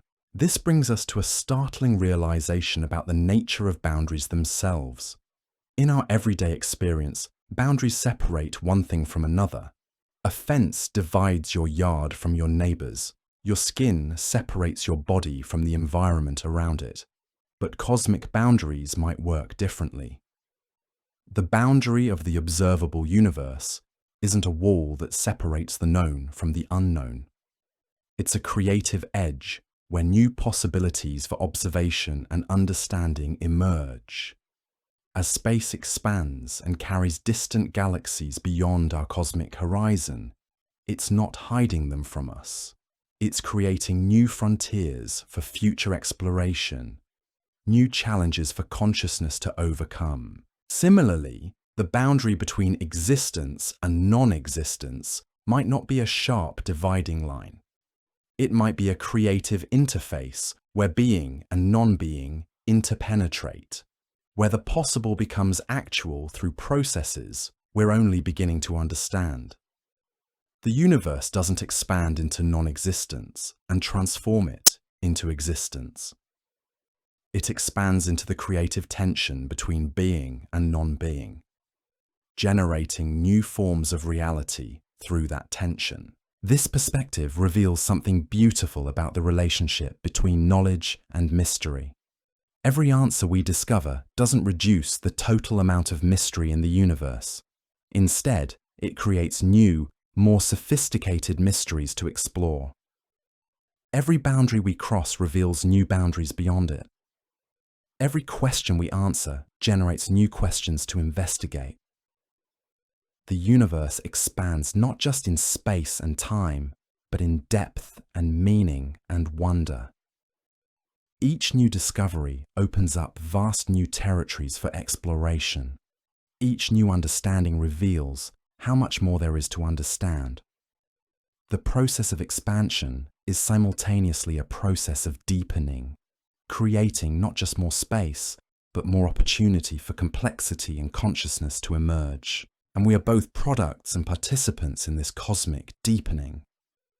Our capacity to ask impossible questions, to wonder about unanswerable mysteries, to find beauty in the very incomprehensibility of existence, these are not accidental byproducts of cosmic evolution. They are expansion itself, taking the form of conscious curiosity. When you look up at the night sky and wonder about the nature of space and time, you're not just thinking about external phenomena. You are space and time becoming aware of themselves. When you contemplate the mystery of cosmic expansion, you're not just investigating physical processes. You are expansion, exploring its own infinite creativity. The question of what the universe expands into dissolves not because it lacks an answer, but because it reveals something more profound than any answer could provide. It shows us that reality is not a collection of things existing in pre-given containers, but a continuous process of creative becoming, forever transcending its own boundaries through the very act of recognizing those boundaries. We don't need to find what lies beyond the edge of everything, because we are the process by which everything continuously creates its own beyond. The universe expands into us, into our questions, into our capacity to be amazed by the magnificent impossibility of existence itself. And in that recognition, we discover that the expansion never ends, not because it goes on forever in space and time, but because it goes on forever in depth and meaning and creative possibility. Every moment of consciousness is a new frontier. Every insight is a new dimension. Every experience of wonder is space and time, expanding into forms of awareness that never existed before. The universe expands into its own infinite potential for self-transcendence. And we are that potential becoming actual, that transcendence taking the form of minds capable of contemplating their own cosmic context. In our questioning, existence questions itself. In our wonder, the cosmos experiences awe at its own creative power. The expansion continues, not outward into external space, but inward into ever deeper dimensions of what it means to exist at all. And we are both the explorers and the territory being explored, both the question and the answer, both the expansion and the space it creates. In that endless journey of cosmic becoming, we encounter something that challenges our deepest assumptions about reality itself. What if the very notion of boundaries, of inside and outside, of here and there, are simply artifacts of our limited perspective? What if the universe doesn't have edges because the concept of edges only makes sense from a viewpoint external to the thing being bounded? Picture yourself as a character living entirely within a two-dimensional world, like a drawing on a piece of paper. From your flat perspective, you can move left and right, forward and backward, but the concept of up and down simply doesn't exist in your reality. Now imagine someone in our three-dimensional world tells you that your paper universe has boundaries, that there are edges beyond which your reality simply ends. From your two-dimensional perspective, this concept would be literally incomprehensible. You could travel to what we see as the edge of the paper, but to you, it would just be another location in your continuous reality. We might be in a similar situation when we try to comprehend cosmic boundaries. We're three-dimensional beings embedded within space-time, attempting to visualize what lies beyond space-time itself. But just as the two-dimensional character cannot conceive of the third dimension that contains their paper world, we might be fundamentally incapable of visualizing whatever framework, if any, contains our expanding universe. This limitation isn't a failure of imagination or intelligence. It's a natural consequence of being embedded within the very system we're trying to understand from the outside. We're like characters in a story, attempting to step outside the narrative, to examine the book that contains them. The very concepts we use to think about boundaries and containment are products of our experience within space-time, and they might simply not apply to space-time itself. But there's something even more profound happening when we push against these conceptual limits. In striving to understand what cannot be visualized, we're participating in consciousness expanding beyond its apparent boundaries. Every impossible question we ask stretches the fabric of awareness itself, creating new dimensions of understanding that didn't exist before we asked them. Consider the extraordinary fact that arrangements of atoms and energy have become complex enough to contemplate the nature of space and time. The carbon in your brain was forged in the heart of an ancient star. The oxygen you breathe was created in stellar furnaces that burned billions of years ago.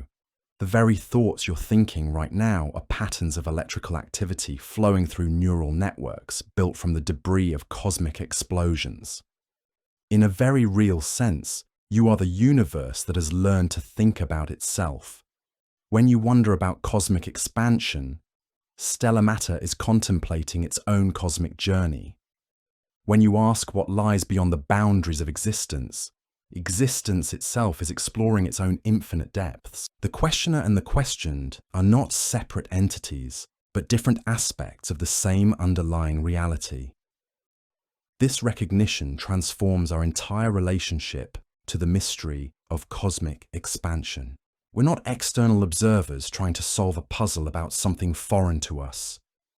We're participants in the very process we're investigating. Our curiosity about expansion is expansion taking the form of conscious inquiry. Our wonder at the vastness of space is space becoming aware of its own immensity. Modern physics has revealed that this participation goes deeper than we ever imagined. Quantum mechanics shows us that the act of observation plays a fundamental role in determining what becomes real. At the quantum level, particles exist in superposition states, neither here nor there, neither this nor that, until the moment of measurement collapses these possibilities into definite realities. What if consciousness plays a similar role in cosmic evolution?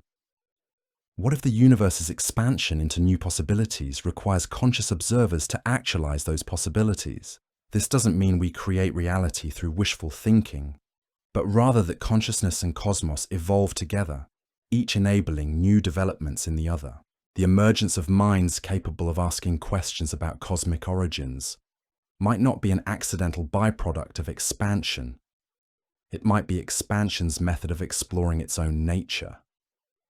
Through conscious beings, the universe develops the capacity for self-reflection, self-understanding, self-transcendence. We are the means by which expansion becomes aware of itself. This perspective reveals something beautiful about the apparent acceleration of cosmic expansion, driven by dark energy. What if this acceleration isn't just a physical process, but reflects the universe's growing capacity for self-awareness? As consciousness emerges and develops throughout the cosmos, perhaps space itself responds by expanding more rapidly, creating ever more opportunities for complexity and awareness to flourish. The 70% of cosmic energy that we call dark energy remains almost completely mysterious to us. We can measure its effects on the expansion of space, but we have no idea what it actually is or where it comes from. What if dark energy is somehow connected to the universe's capacity for generating conscious observers? What if it's the cosmic expression of reality's drive towards self-understanding? This isn't mystical speculation, but a recognition that consciousness and cosmos might be more intimately connected than our current scientific paradigms suggest. After all, consciousness remains as mysterious to neuroscience as dark energy does to cosmology. Both phenomena have measurable effects, but their underlying nature eludes our understanding. Perhaps they're related aspects of the universe's fundamental creativity. If this connection is real, then asking what the universe expands into takes on new meaning. The universe might be expanding into its own potential for self-awareness. Each new region of space that comes into existence creates new opportunities for matter to organize itself into complex structures. Some of these structures might eventually develop the capacity for consciousness, for asking questions about their own existence. The expansion of space would thus be intimately connected to the expansion of awareness. As the cosmos grows larger and older, it becomes capable of supporting more sophisticated forms of consciousness. These conscious beings then participate in the universe's ongoing exploration of its own nature, asking questions that push the boundaries of what can be known and understood. This creates a feedback loop of cosmic creativity. Expansion creates opportunities for consciousness to emerge. Consciousness asks questions about expansion. These questions participate in expansion's self-understanding, which might influence how expansion continues to unfold. The universe becomes not just a collection of objects in space, but a self-organizing system capable of learning and evolving through conscious inquiry. We see hints of this creative feedback in the history of science itself. Every major breakthrough in our understanding of the cosmos has been followed by new questions, new mysteries, new frontiers to explore. When we discovered that space is expanding, it led to questions about what drives that expansion. When we found evidence for dark energy, It opened up entirely new realms of cosmic mystery. Each answer we discover doesn't close down investigation, but opens up vast new territories for exploration. It's as if the universe responds to our understanding by revealing new layers of complexity, new depths of mystery. The more we learn about cosmic expansion, the more we realize how much we don't know about the nature of space, time, and existence itself. But perhaps this endless deepening of mystery is exactly as it should be. Perhaps the universe is structured in such a way that complete understanding is impossible, not because we're not smart enough, but because reality is inherently inexhaustible. Every level of understanding reveals new levels beyond it. Every answer generates new questions to investigate. This inexhaustibility isn't a bug in the cosmic operating system, it's a feature. It ensures that consciousness always has new frontiers to explore, new challenges to overcome, new opportunities for growth and development. A universe that could be completely understood would eventually become boring, static, lifeless. A universe that continuously transcends understanding remains forever alive with possibility. The question of what space expands into might thus be less important than the fact that conscious beings can ask such questions at all. The capacity to wonder about impossible things, to push against the boundaries of comprehension, to find beauty in mystery itself. These might be among the most remarkable achievements of cosmic evolution. When you contemplate the expanding universe and feel that sense of vertigo at the edge of understanding, you're experiencing something profound. You're participating in the cosmos stretching towards self-comprehension. That feeling of being overwhelmed by infinity isn't a limitation of human consciousness. It's consciousness encountering its own infinite depths. The universe expands not just outward through space, but inward through awareness. Each moment of wonder is a new dimension coming into existence. Each insight is space and time, discovering new ways to understand themselves. Each question about ultimate reality is reality exploring its own ultimate nature. And in this exploration, we discover that the boundary between self and cosmos, between consciousness and universe, between the questioner and the questioned, might be far more fluid than we ever imagined. We are not separate from the expanding universe. We are the expanding universe, taking the form of minds capable of questioning their own cosmic context. The expansion continues not because it's going somewhere, but because it's discovering what it means to be going at all. And we are both the journey and the travelers, both the expansion and the space it creates, both the question of what lies beyond everything, and the consciousness capable of asking such impossible questions. In recognizing this, we touch something that transcends all boundaries, all containers, all possible answers to impossible questions.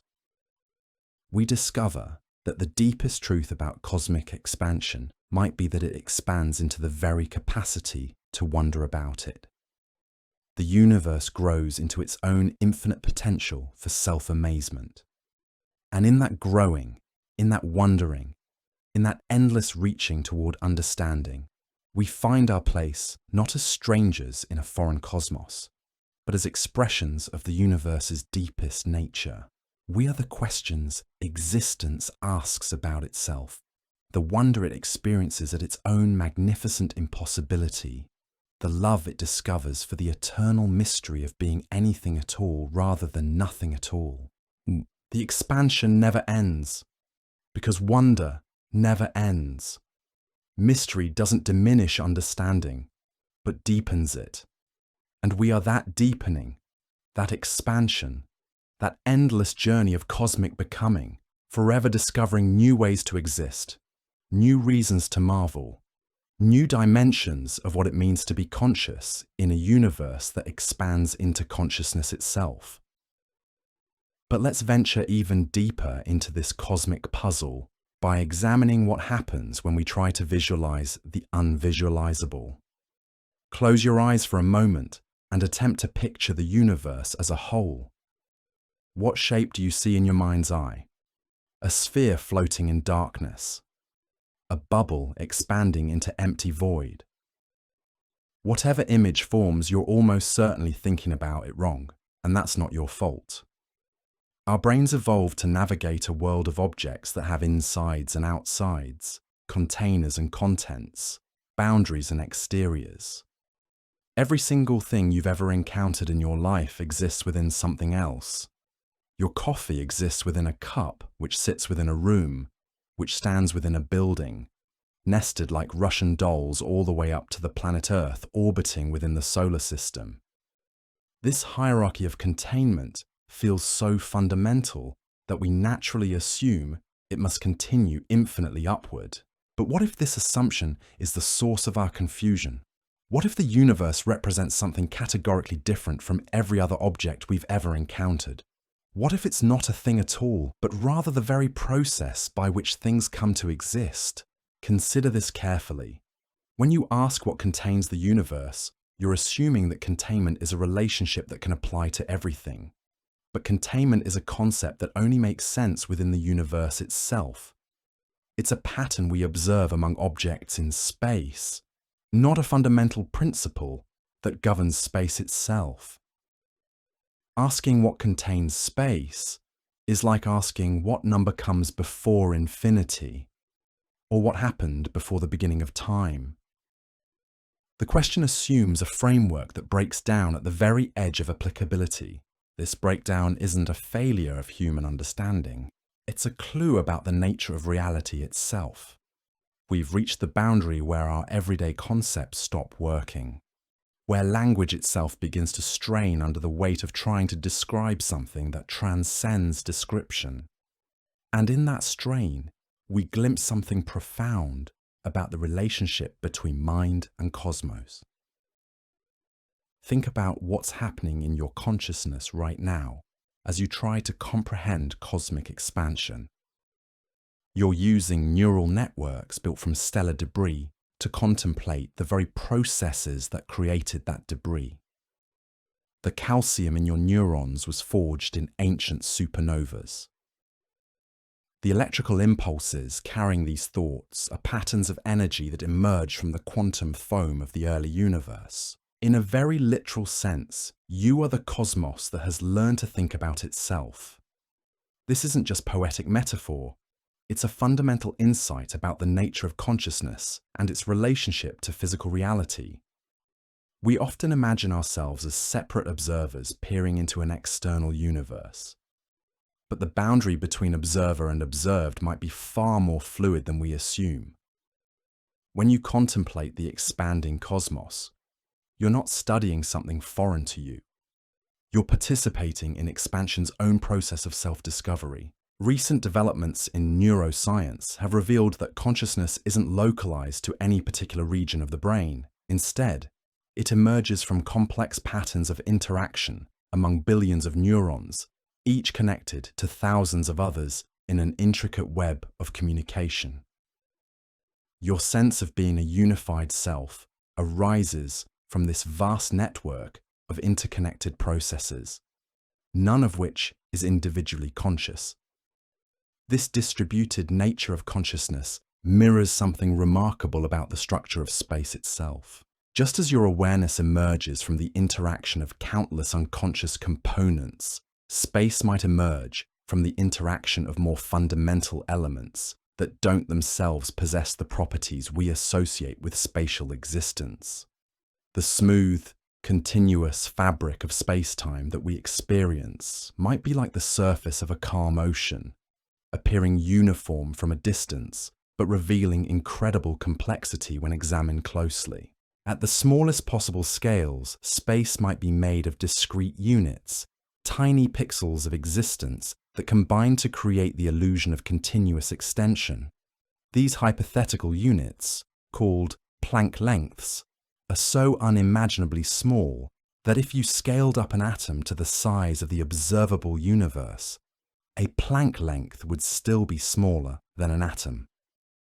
At this scale, the familiar properties of space and time break down completely, replaced by quantum fluctuations so violent and chaotic that they challenge our most basic concepts of reality. Yet from this quantum chaos, the elegant structure of space-time somehow emerges. Smooth space arises from discrete units. Continuous time emerges from discontinuous moments. The familiar world of everyday experience crystallizes out of a foundation that bears no resemblance to anything we've ever encountered. It's as if reality is constructed from ingredients that are themselves utterly unlike the cake they combine to create. This emergence of the familiar from the utterly alien might be the key to understanding what cosmic expansion really means.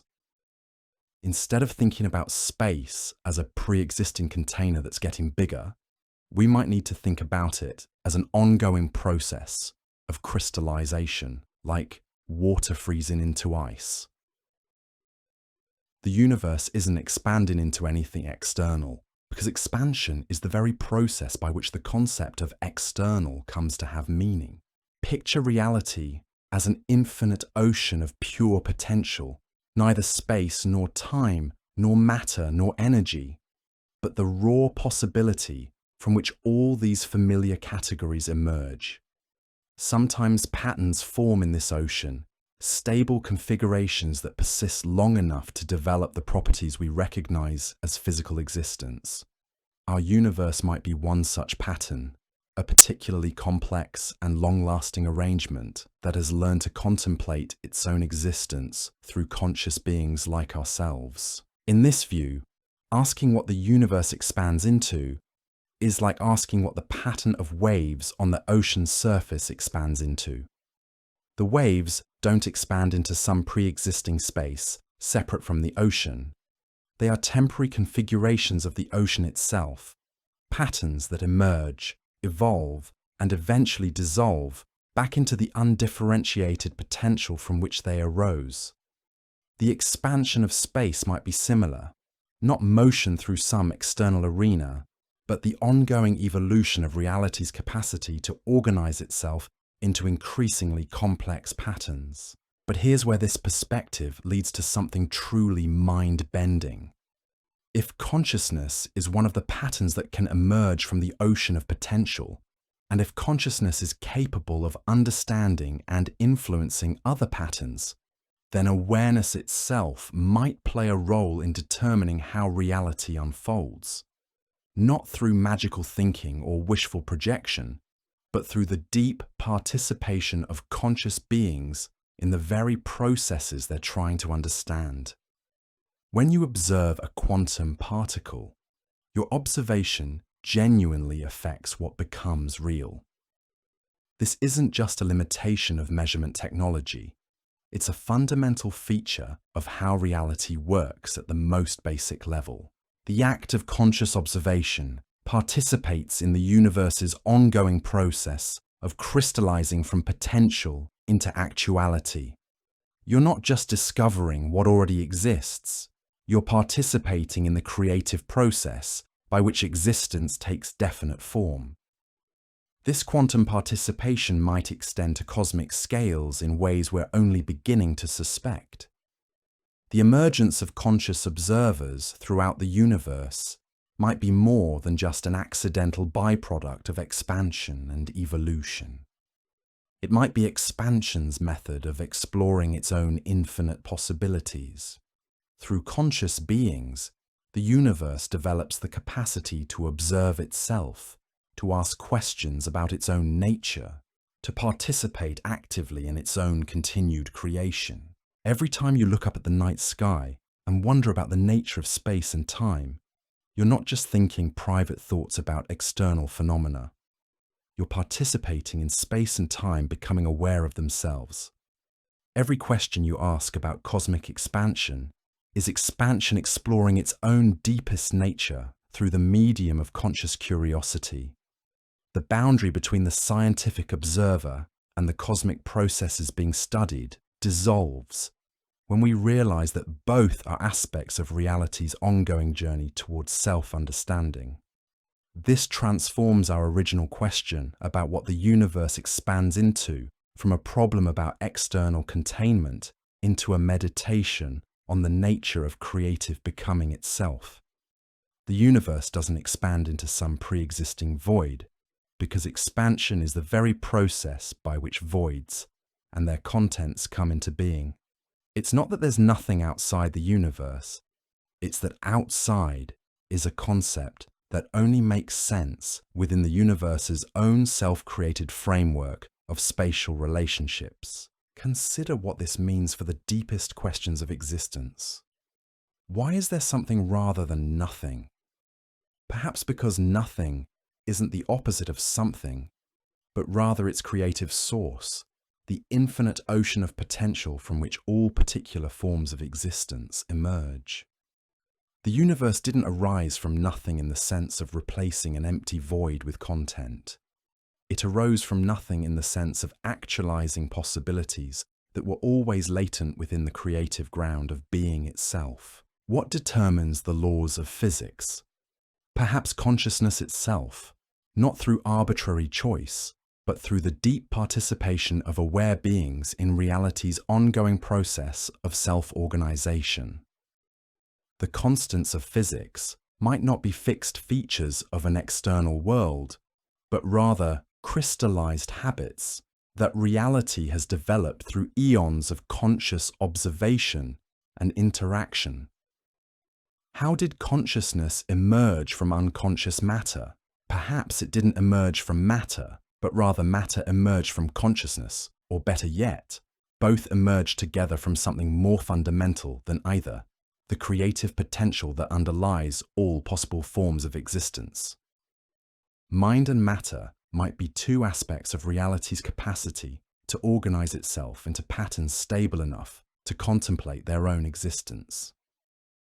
These aren't just philosophical speculations, but potential insights into the deepest structure of reality itself. If consciousness and cosmos are intimately connected, if observation and existence co-evolve through processes we're only beginning to understand, then the question of cosmic expansion takes on new dimensions of meaning. The universe might be expanding not just in space and time, but in awareness itself, developing ever more sophisticated capacities for self-reflection and self-understanding. Each new conscious being that emerges adds to the universe's total capacity for self-knowledge. Each new insight gained by any aware creature contributes to reality's growing understanding of its own infinite nature. This creates a feedback loop of cosmic creativity that might explain some of the most puzzling features of our universe. Why does expansion appear to be accelerating? Perhaps because the universe's capacity for self-awareness is accelerating as well, creating new forms of creative energy that manifest as the dark energy driving cosmic inflation. The 70% of reality that remains mysterious to us might be connected to aspects of consciousness that we haven't yet learned to recognize or understand. Why do the constants of physics appear fine-tuned for the emergence of complexity and life?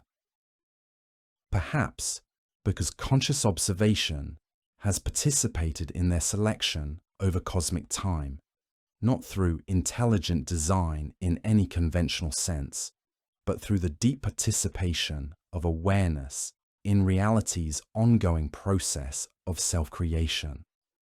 The universe might have learned how to create conditions suitable for consciousness through the very process of consciousness emerging and participating in cosmic evolution. This perspective doesn't diminish the mystery of existence, but deepens it immeasurably. Instead of trying to reduce consciousness to mere matter or expand matter into pure consciousness, we're invited to explore the creative relationship between awareness and cosmos, the dance of mind and reality that might lie at the very heart of what it means for anything to exist at all. The expansion of space creates new opportunities for matter to organize itself into complex structures. the expansion of time creates new moments for consciousness to emerge and evolve.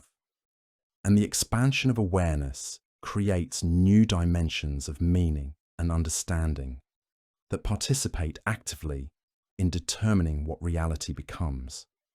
All three processes might be aspects of a single creative evolution. Reality continuously transcending its own boundaries through the very act of recognizing those boundaries. In this light, our inability to visualize what the universe expands into becomes less a limitation and more a doorway. It points us toward aspects of reality that transcend visualization, that can only be approached through the kind of participatory understanding that emerges when consciousness recognizes its own cosmic nature.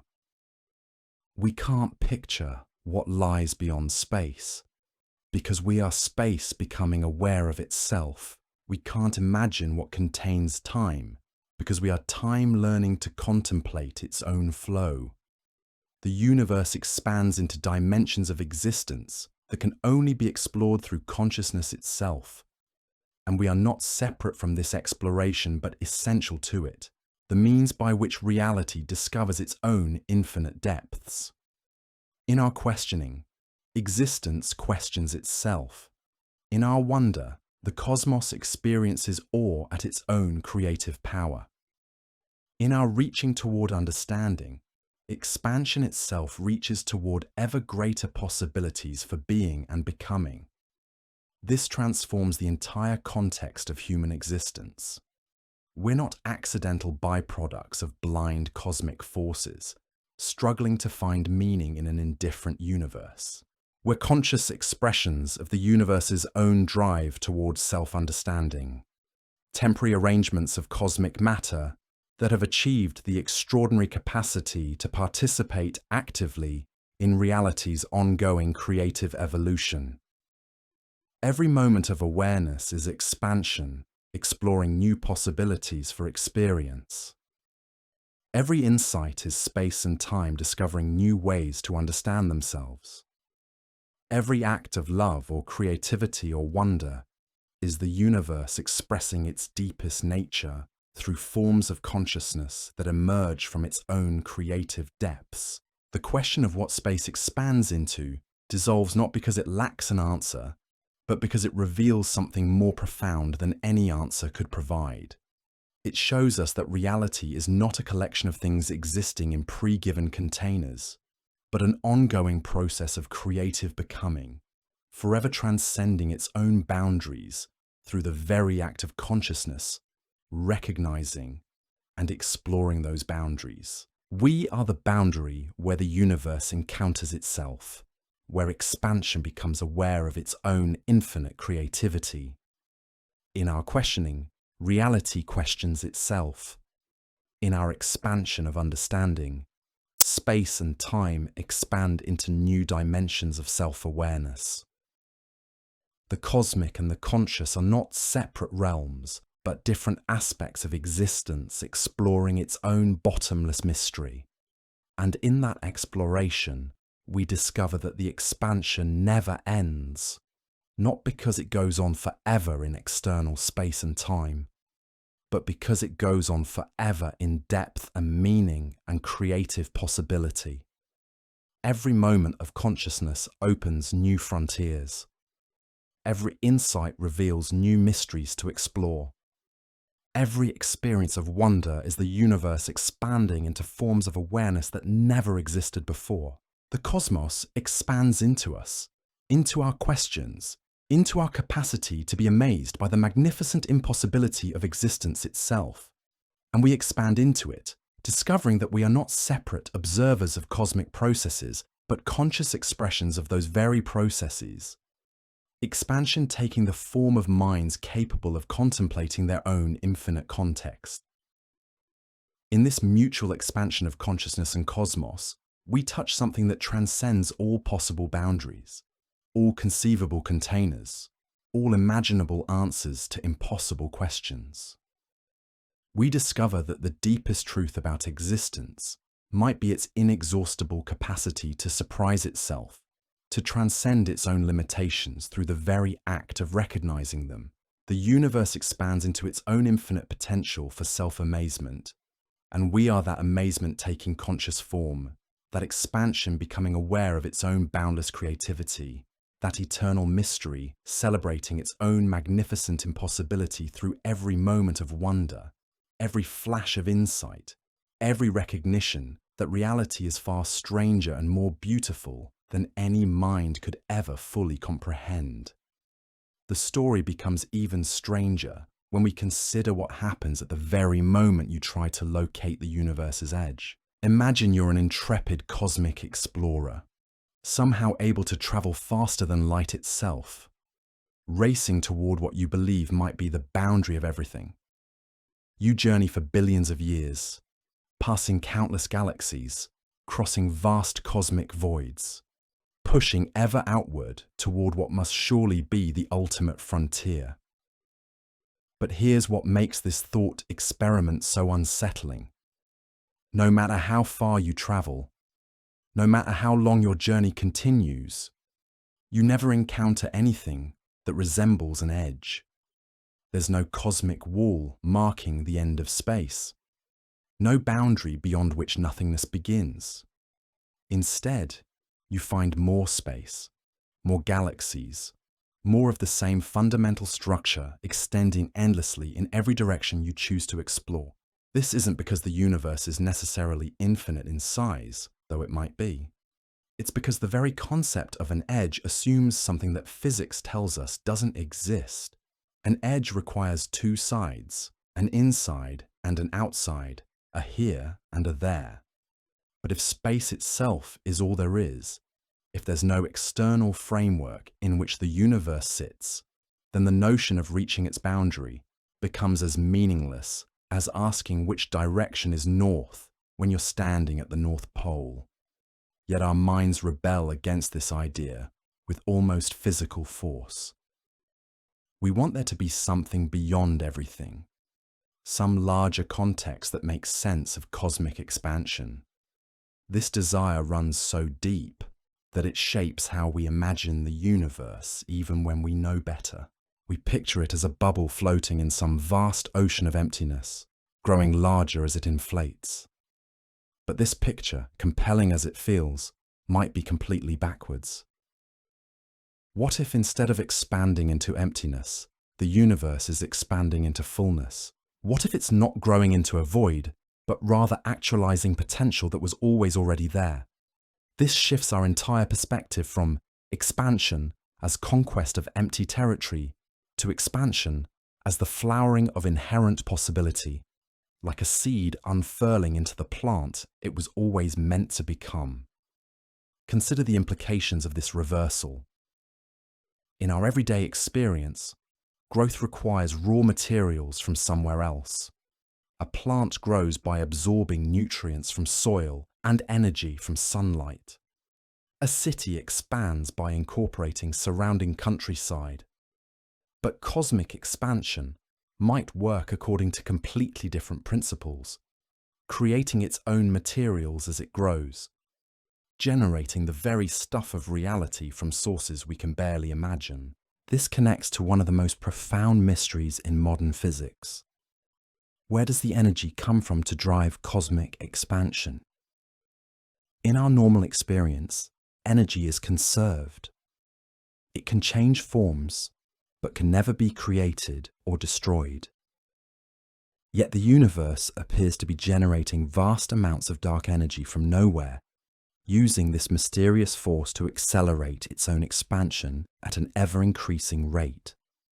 Traditional physics struggles to explain this apparent violation of energy conservation, but what if we're thinking about it wrong? What if the universe isn't violating conservation laws, but operating according to deeper principles we haven't yet discovered? What if the expansion of space is itself a form of energy creation, a process by which reality generates the power needed for its own continued growth? This possibility becomes less strange when we remember that space itself has energy. Even the deepest vacuum, the emptiest region of space we can imagine, seethes with quantum fluctuations. Virtual particles pop into existence, dance briefly in the spotlight of reality, then vanish back into the quantum foam from which they emerged. This isn't empty nothingness, but a bubbling cauldron of creative potential. What if cosmic expansion taps into this quantum creativity? What if each new region of space that comes into existence brings with it a reservoir of vacuum energy, fuel for further expansion? The universe wouldn't be expanding into pre-existing emptiness, but creating new emptiness as it grows, complete with its own quantum potential for generating more space. Picture it like this. Reality might be less like a balloon inflating into surrounding air, and more like a fire spreading through dry grass. The fire doesn't expand into empty space waiting to be filled. It creates its own fuel as it grows, transforming potential energy stored in the grass into the kinetic energy of flame and heat.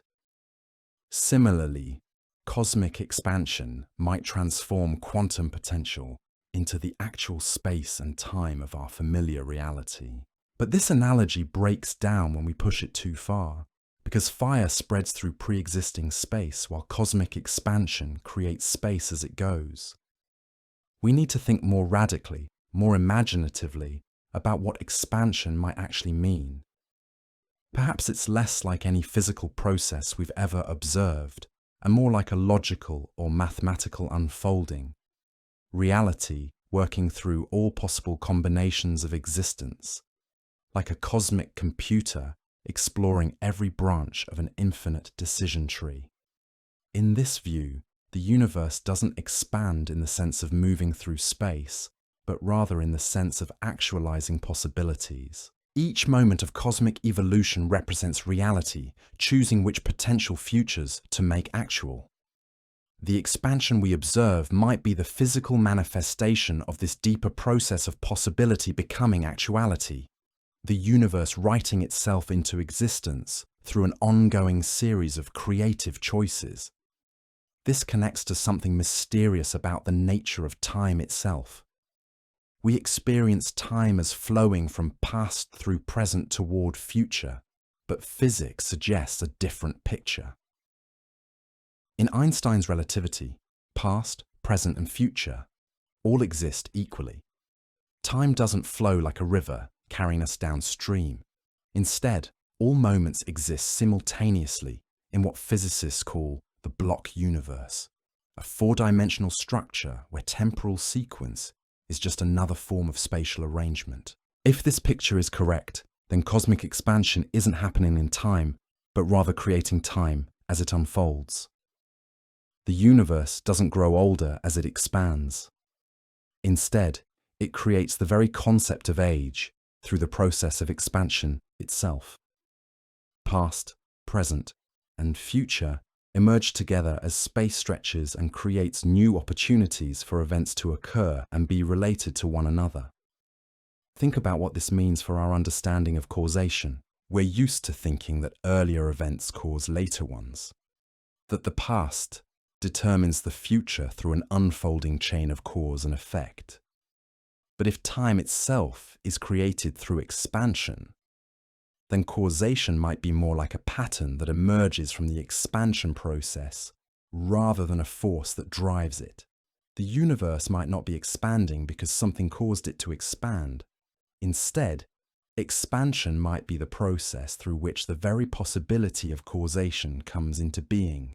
Cause and effect, past and future, here and there, all the basic categories we use to navigate reality might be emergent properties of cosmic expansion, rather than fundamental features of some pre-existing framework.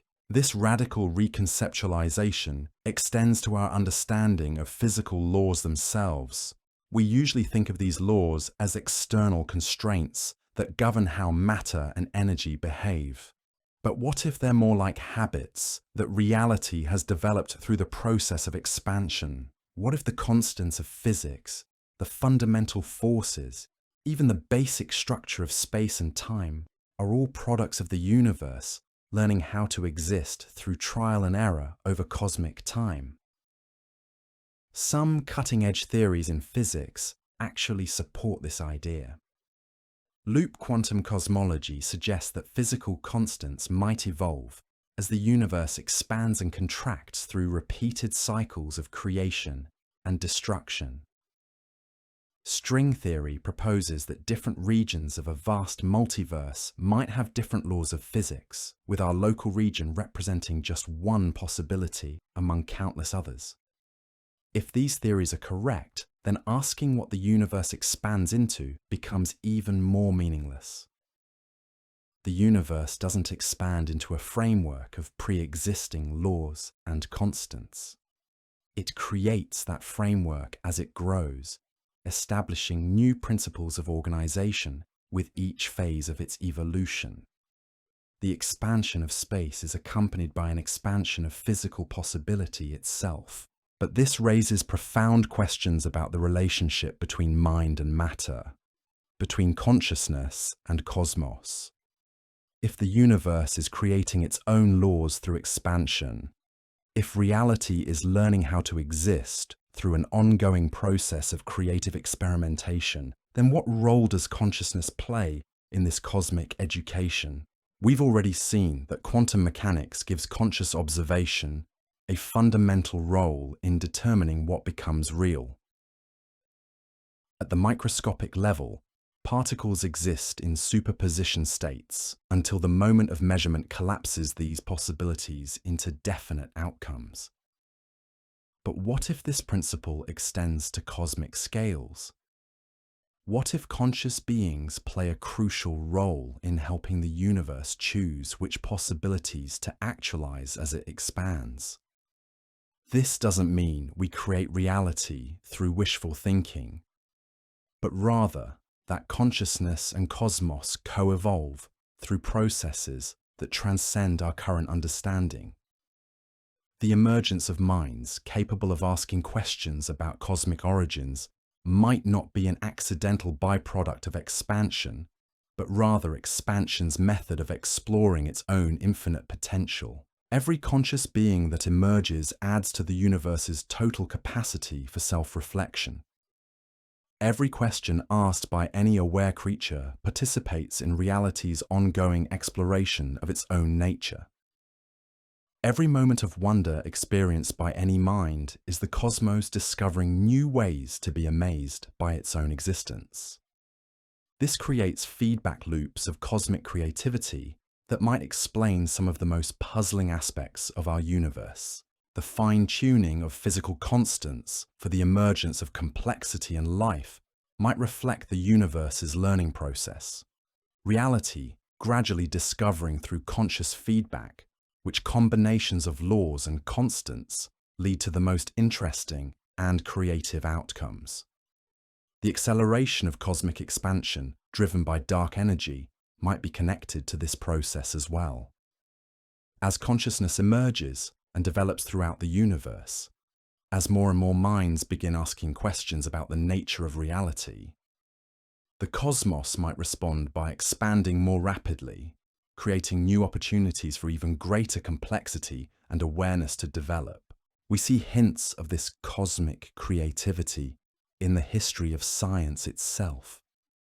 Every major breakthrough in our understanding of the universe has been followed by new questions, new mysteries, new frontiers to explore. It's as if reality responds to our growing comprehension by revealing new layers of complexity, new depths of mystery to investigate. When we discovered that atoms have internal structure, it led to quantum mechanics and the revelation that matter itself is mostly empty space filled with probability waves. When we found that space is expanding, it opened questions about dark matter and dark energy that now dominate cosmology. When we detected gravitational waves, it created entirely new ways of observing the universe and asking questions about its fundamental nature. Each answer we discover doesn't reduce the total mystery, but deepens it, creating more sophisticated puzzles to solve. It's as if the universe is structured to be eternally interesting. always revealing new layers of complexity to conscious minds capable of appreciating that complexity. The expansion of space might be accompanied by an expansion of mystery itself, reality continuously transcending its own boundaries through the very act of being understood. This perspective transforms our relationship to cosmic expansion from passive observation to active participation. We're not external observers studying foreign processes, but conscious expressions of expansion itself, minds through which the universe explores its own infinite creativity. When you contemplate the expanding cosmos, you're not thinking about something separate from you. You are expansion taking the form of conscious curiosity. Every question you ask about the nature of space and time is space and time asking questions about themselves. Every moment of wonder you experience at the vastness and strangeness of existence is existence marveling at its own magnificent impossibility. The boundary between the questioner and the questioned dissolves when we recognize that both are aspects of reality's ongoing journey towards self-understanding. This brings us to perhaps the most beautiful insight of all.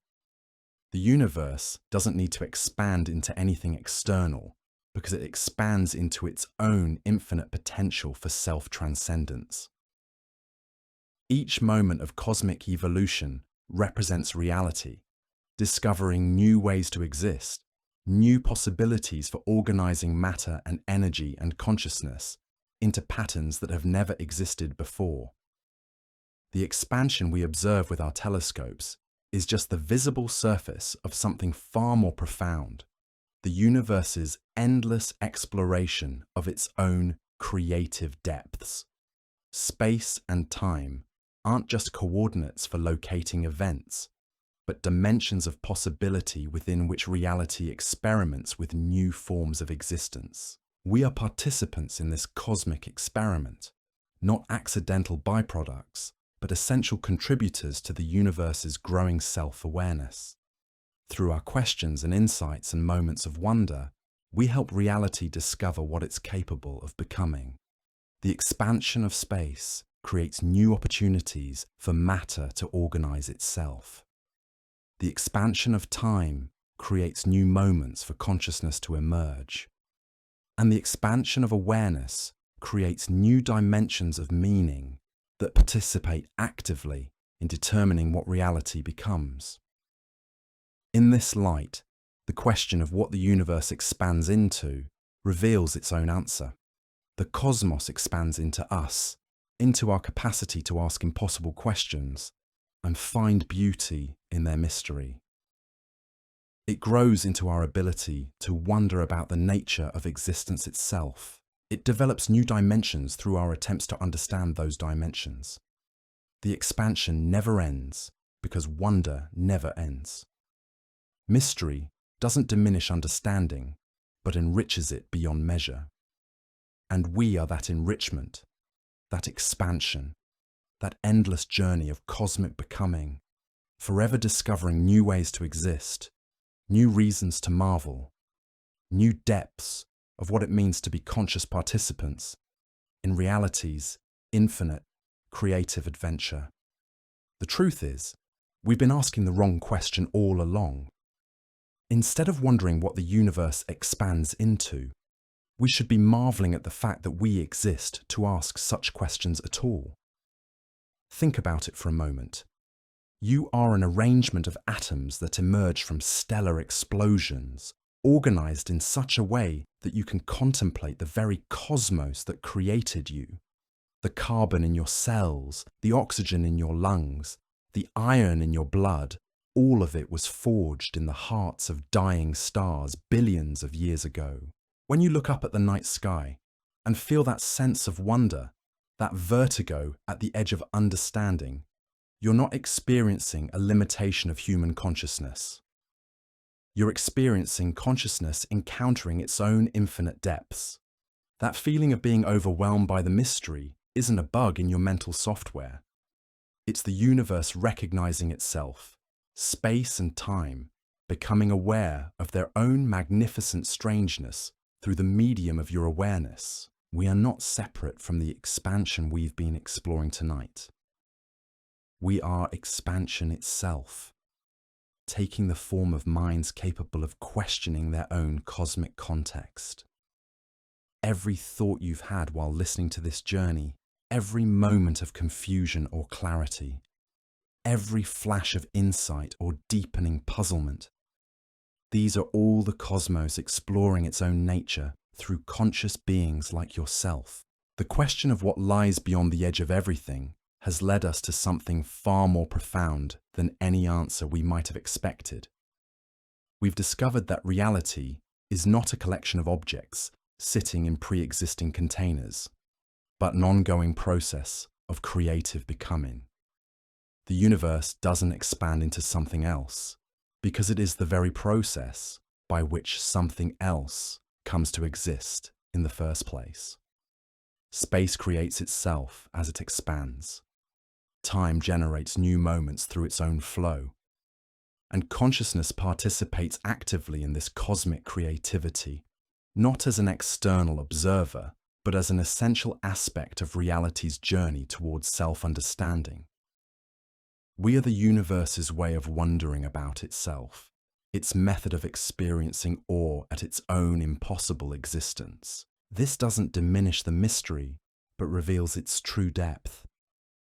We live in a cosmos that continuously transcends its own boundaries, not by expanding into external space, but by discovering new dimensions of what it means to exist at all.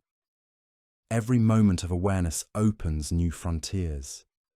Every question asked creates new territories to explore. Every experience of wonder is space and time expanding into forms of consciousness that never existed before. The expansion never truly ends because it's not going anywhere. It's becoming something new, moment by moment, thought by thought, question by question, and we are both the journey and the destination, both the expansion and the awareness that makes expansion meaningful, both the mystery and the capacity to be amazed by mystery. Ancient Greek philosophers like Aristotle pictured the cosmos as a series of crystalline spheres surrounding the Earth, each carrying the sun, moon, and planets. Beyond the final sphere, the realm of the divine, outside space and time. During the Renaissance, as telescopes revealed countless new stars, the picture shifted. The universe became a seemingly endless expanse of space, and our sun was just one among billions. But even then, the human mind clung to the idea that there must be a boundary somewhere and something beyond it. That intuition is powerful, but it's also wrong. Modern physics tells us the universe does not have an edge the way we imagine a cliff or a wall. It's not like a balloon floating in a larger room of empty air. The balloon itself is all there is. The space we move through is not a backdrop in a larger container. It is part of the universe itself. When we say the universe is expanding, we mean the space between galaxies is stretching. It's not that galaxies are flying through space into some pre-existing void. Instead, space itself is growing and it's carrying the galaxies along with it. About 13.8 billion years ago, the universe began in an unimaginably hot, dense state. It wasn't a single point exploding into space because there was no space out there to explode into. Instead, space itself was compressed into a tiny, uniform state and then began to expand. A useful analogy is to imagine the surface of a balloon being inflated. If you draw tiny dots on the surface to represent galaxies, those dots move apart as the balloon expands. Crucially, the surface itself has no edge. If you were a two-dimensional being living on that surface, you could travel forever without finding a boundary. The outside of the balloon wouldn't exist in your reality. In the same way, our universe can expand without needing an outside to grow into. The Big Bang wasn't an explosion in space. It was the creation of space itself. One of the reasons people picture the universe expanding into something else is because we live in a three-dimensional world and we're used to things existing inside other things. A ship sails across the ocean, but the ocean lies on the Earth. The Earth drifts in space. Space must be inside. Something bigger, right? Cosmology says, maybe not. Space-time, the fabric of the universe described by Einstein's general theory of relativity, is self-contained. Its geometry can be finite yet unbounded, meaning it can have a limited size but no edges. This is easier to picture in 2 dimensions. Imagine the surface of Earth. It's finite. You can measure its total area, but if you start walking in any direction, you'll never hit an edge. You'll just loop around. Now extend that concept to 3 dimensions of space and 1 of time. The universe could be curved in such a way that it wraps around itself. In such a model, asking what's outside is like asking what's north of the North Pole. The question itself assumes something that doesn't exist. The expansion of the universe is not just about space, it's about time. When we say outside the universe, we might mean spatially outside, but the problem is deeper. The universe is the sum total of space and time, all that exists. There is no before the Big Bang in the way we think of before breakfast. Time itself began with the Big Bang, so there's no earlier moment in which an outside could have existed. This is where things get tricky. Our brains evolved to navigate rivers, forests, and seasons, not 4-dimensional space-time. We are wired to think in terms of objects moving through pre-existing arenas, but the universe is not in an arena. It is the arena. When we talk about the expansion, we also have to talk about the observable universe, the portion of the cosmos we can see. Light travels at a finite speed, and the universe has only existed for about 13.8 billion years. That means there's a limit to how far we can see, about 46 billion light years in any direction. Beyond that horizon lies more universe, but not an outside. What lies beyond the observable limit is simply more of the same cosmic fabric, possibly infinite. Or if the universe is finite, it wraps around in ways we can't yet detect. Either way, there's no void it's rushing into.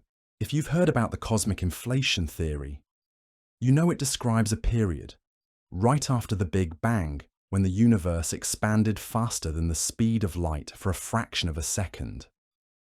In some versions of this theory, inflation never completely stops. It continues in other regions, creating multiple bubble universes in an endless inflating space-time. This is sometimes called the multiverse. In that picture, our universe could be one bubble among countless others. The outside of our bubble would be other regions of inflating space. But, and this is key, those other regions are not space in the way we experience it. They would be separate realms, disconnected from ours, with their own physics, their own histories, and no way for us to reach them. Even here, the idea of expanding into is misleading. Our bubble doesn't need a container. It's self-contained, just like all the others. So why does this question, what is the universe expanding into, refuse to go away? Partly because of language. Expansion conjures images of objects growing into larger surroundings, a gas spreading into a room, a balloon swelling into the air. But the expansion of the universe is not like that. It's more like the stretching of the room itself, where all the distances increase, but there's no larger space around it. Another reason is that our everyday experiences are too small scale to give us intuition for cosmic geometry. We have to rely on mathematics and observation, and both tell us there is no outside. This might all seem abstract, but it touches something deeply human, the desire to know where we are. For thousands of years we've asked, what is the universe? Where does it end? What's beyond? Modern cosmology gives us answers, but they are strange, unlike anything our ancestors imagined. The universe is not expanding into a place. It is creating space as it grows. There may be more beyond what we can see, but not in the way we picture beyond on a map. And yet, in a way, this makes our cosmic home even more wondrous. It is not just a bubble floating in darkness. It is everything, the totality of space and time, with no outside to contain it. When you look up at the night sky, you are looking into an expanding reality that contains everything that has ever existed and ever will. There is no edge, no wall, no frontier where the universe meets the void. The universe is not expanding into something else. It is expanding into itself. The outside is not a place we can travel to, because it doesn't exist in any meaningful sense. The expansion is not about moving into space. It's about space itself growing, carrying galaxies farther apart while time moves forward. So the next time you hear the phrase, the universe is expanding, remember, it's not like a balloon floating in a room. It's the room itself, the walls, the floor, the air, and the clock on the wall, all stretching together with no outside to speak of. And perhaps, in that thought, there is something comforting. We are not adrift in an endless void. We are part of a self-contained, ever-evolving whole. We are woven into the very fabric that is stretching and growing, not into emptiness, but into the future. Tonight, as you drift towards sleep, you can rest in the knowledge that you are part of something magnificent beyond comprehension. The same forces that drive galaxies apart, the same processes that created space and time themselves. These are the forces that brought you into existence and gave you the extraordinary gift of consciousness. You are not a stranger in a foreign universe. You are the universe recognizing itself. Cosmic creativity taking the form of a mind capable of contemplating its own infinite nature. The expansion continues through you, in you, as you. And in that expansion, in that endless journey of becoming, we touch something that transcends all possible boundaries, all conceivable answers, all imaginable limits. The universe expands into wonder itself. And you are that wonder, awakening to its own boundless nature, forever discovering new ways to exist, new reasons to marvel, new depths of what it means to be conscious in a cosmos that expands into consciousness itself. Sweet dreams, fellow traveler in this magnificent cosmic dance. The mystery continues, and you are both its greatest question and its most beautiful answer. I hope you had an amazing time with me here. I wish you a very good night. I will see you tomorrow as always. Until then, stay curious, keep wondering. This is Boring Science signing off. Cheers.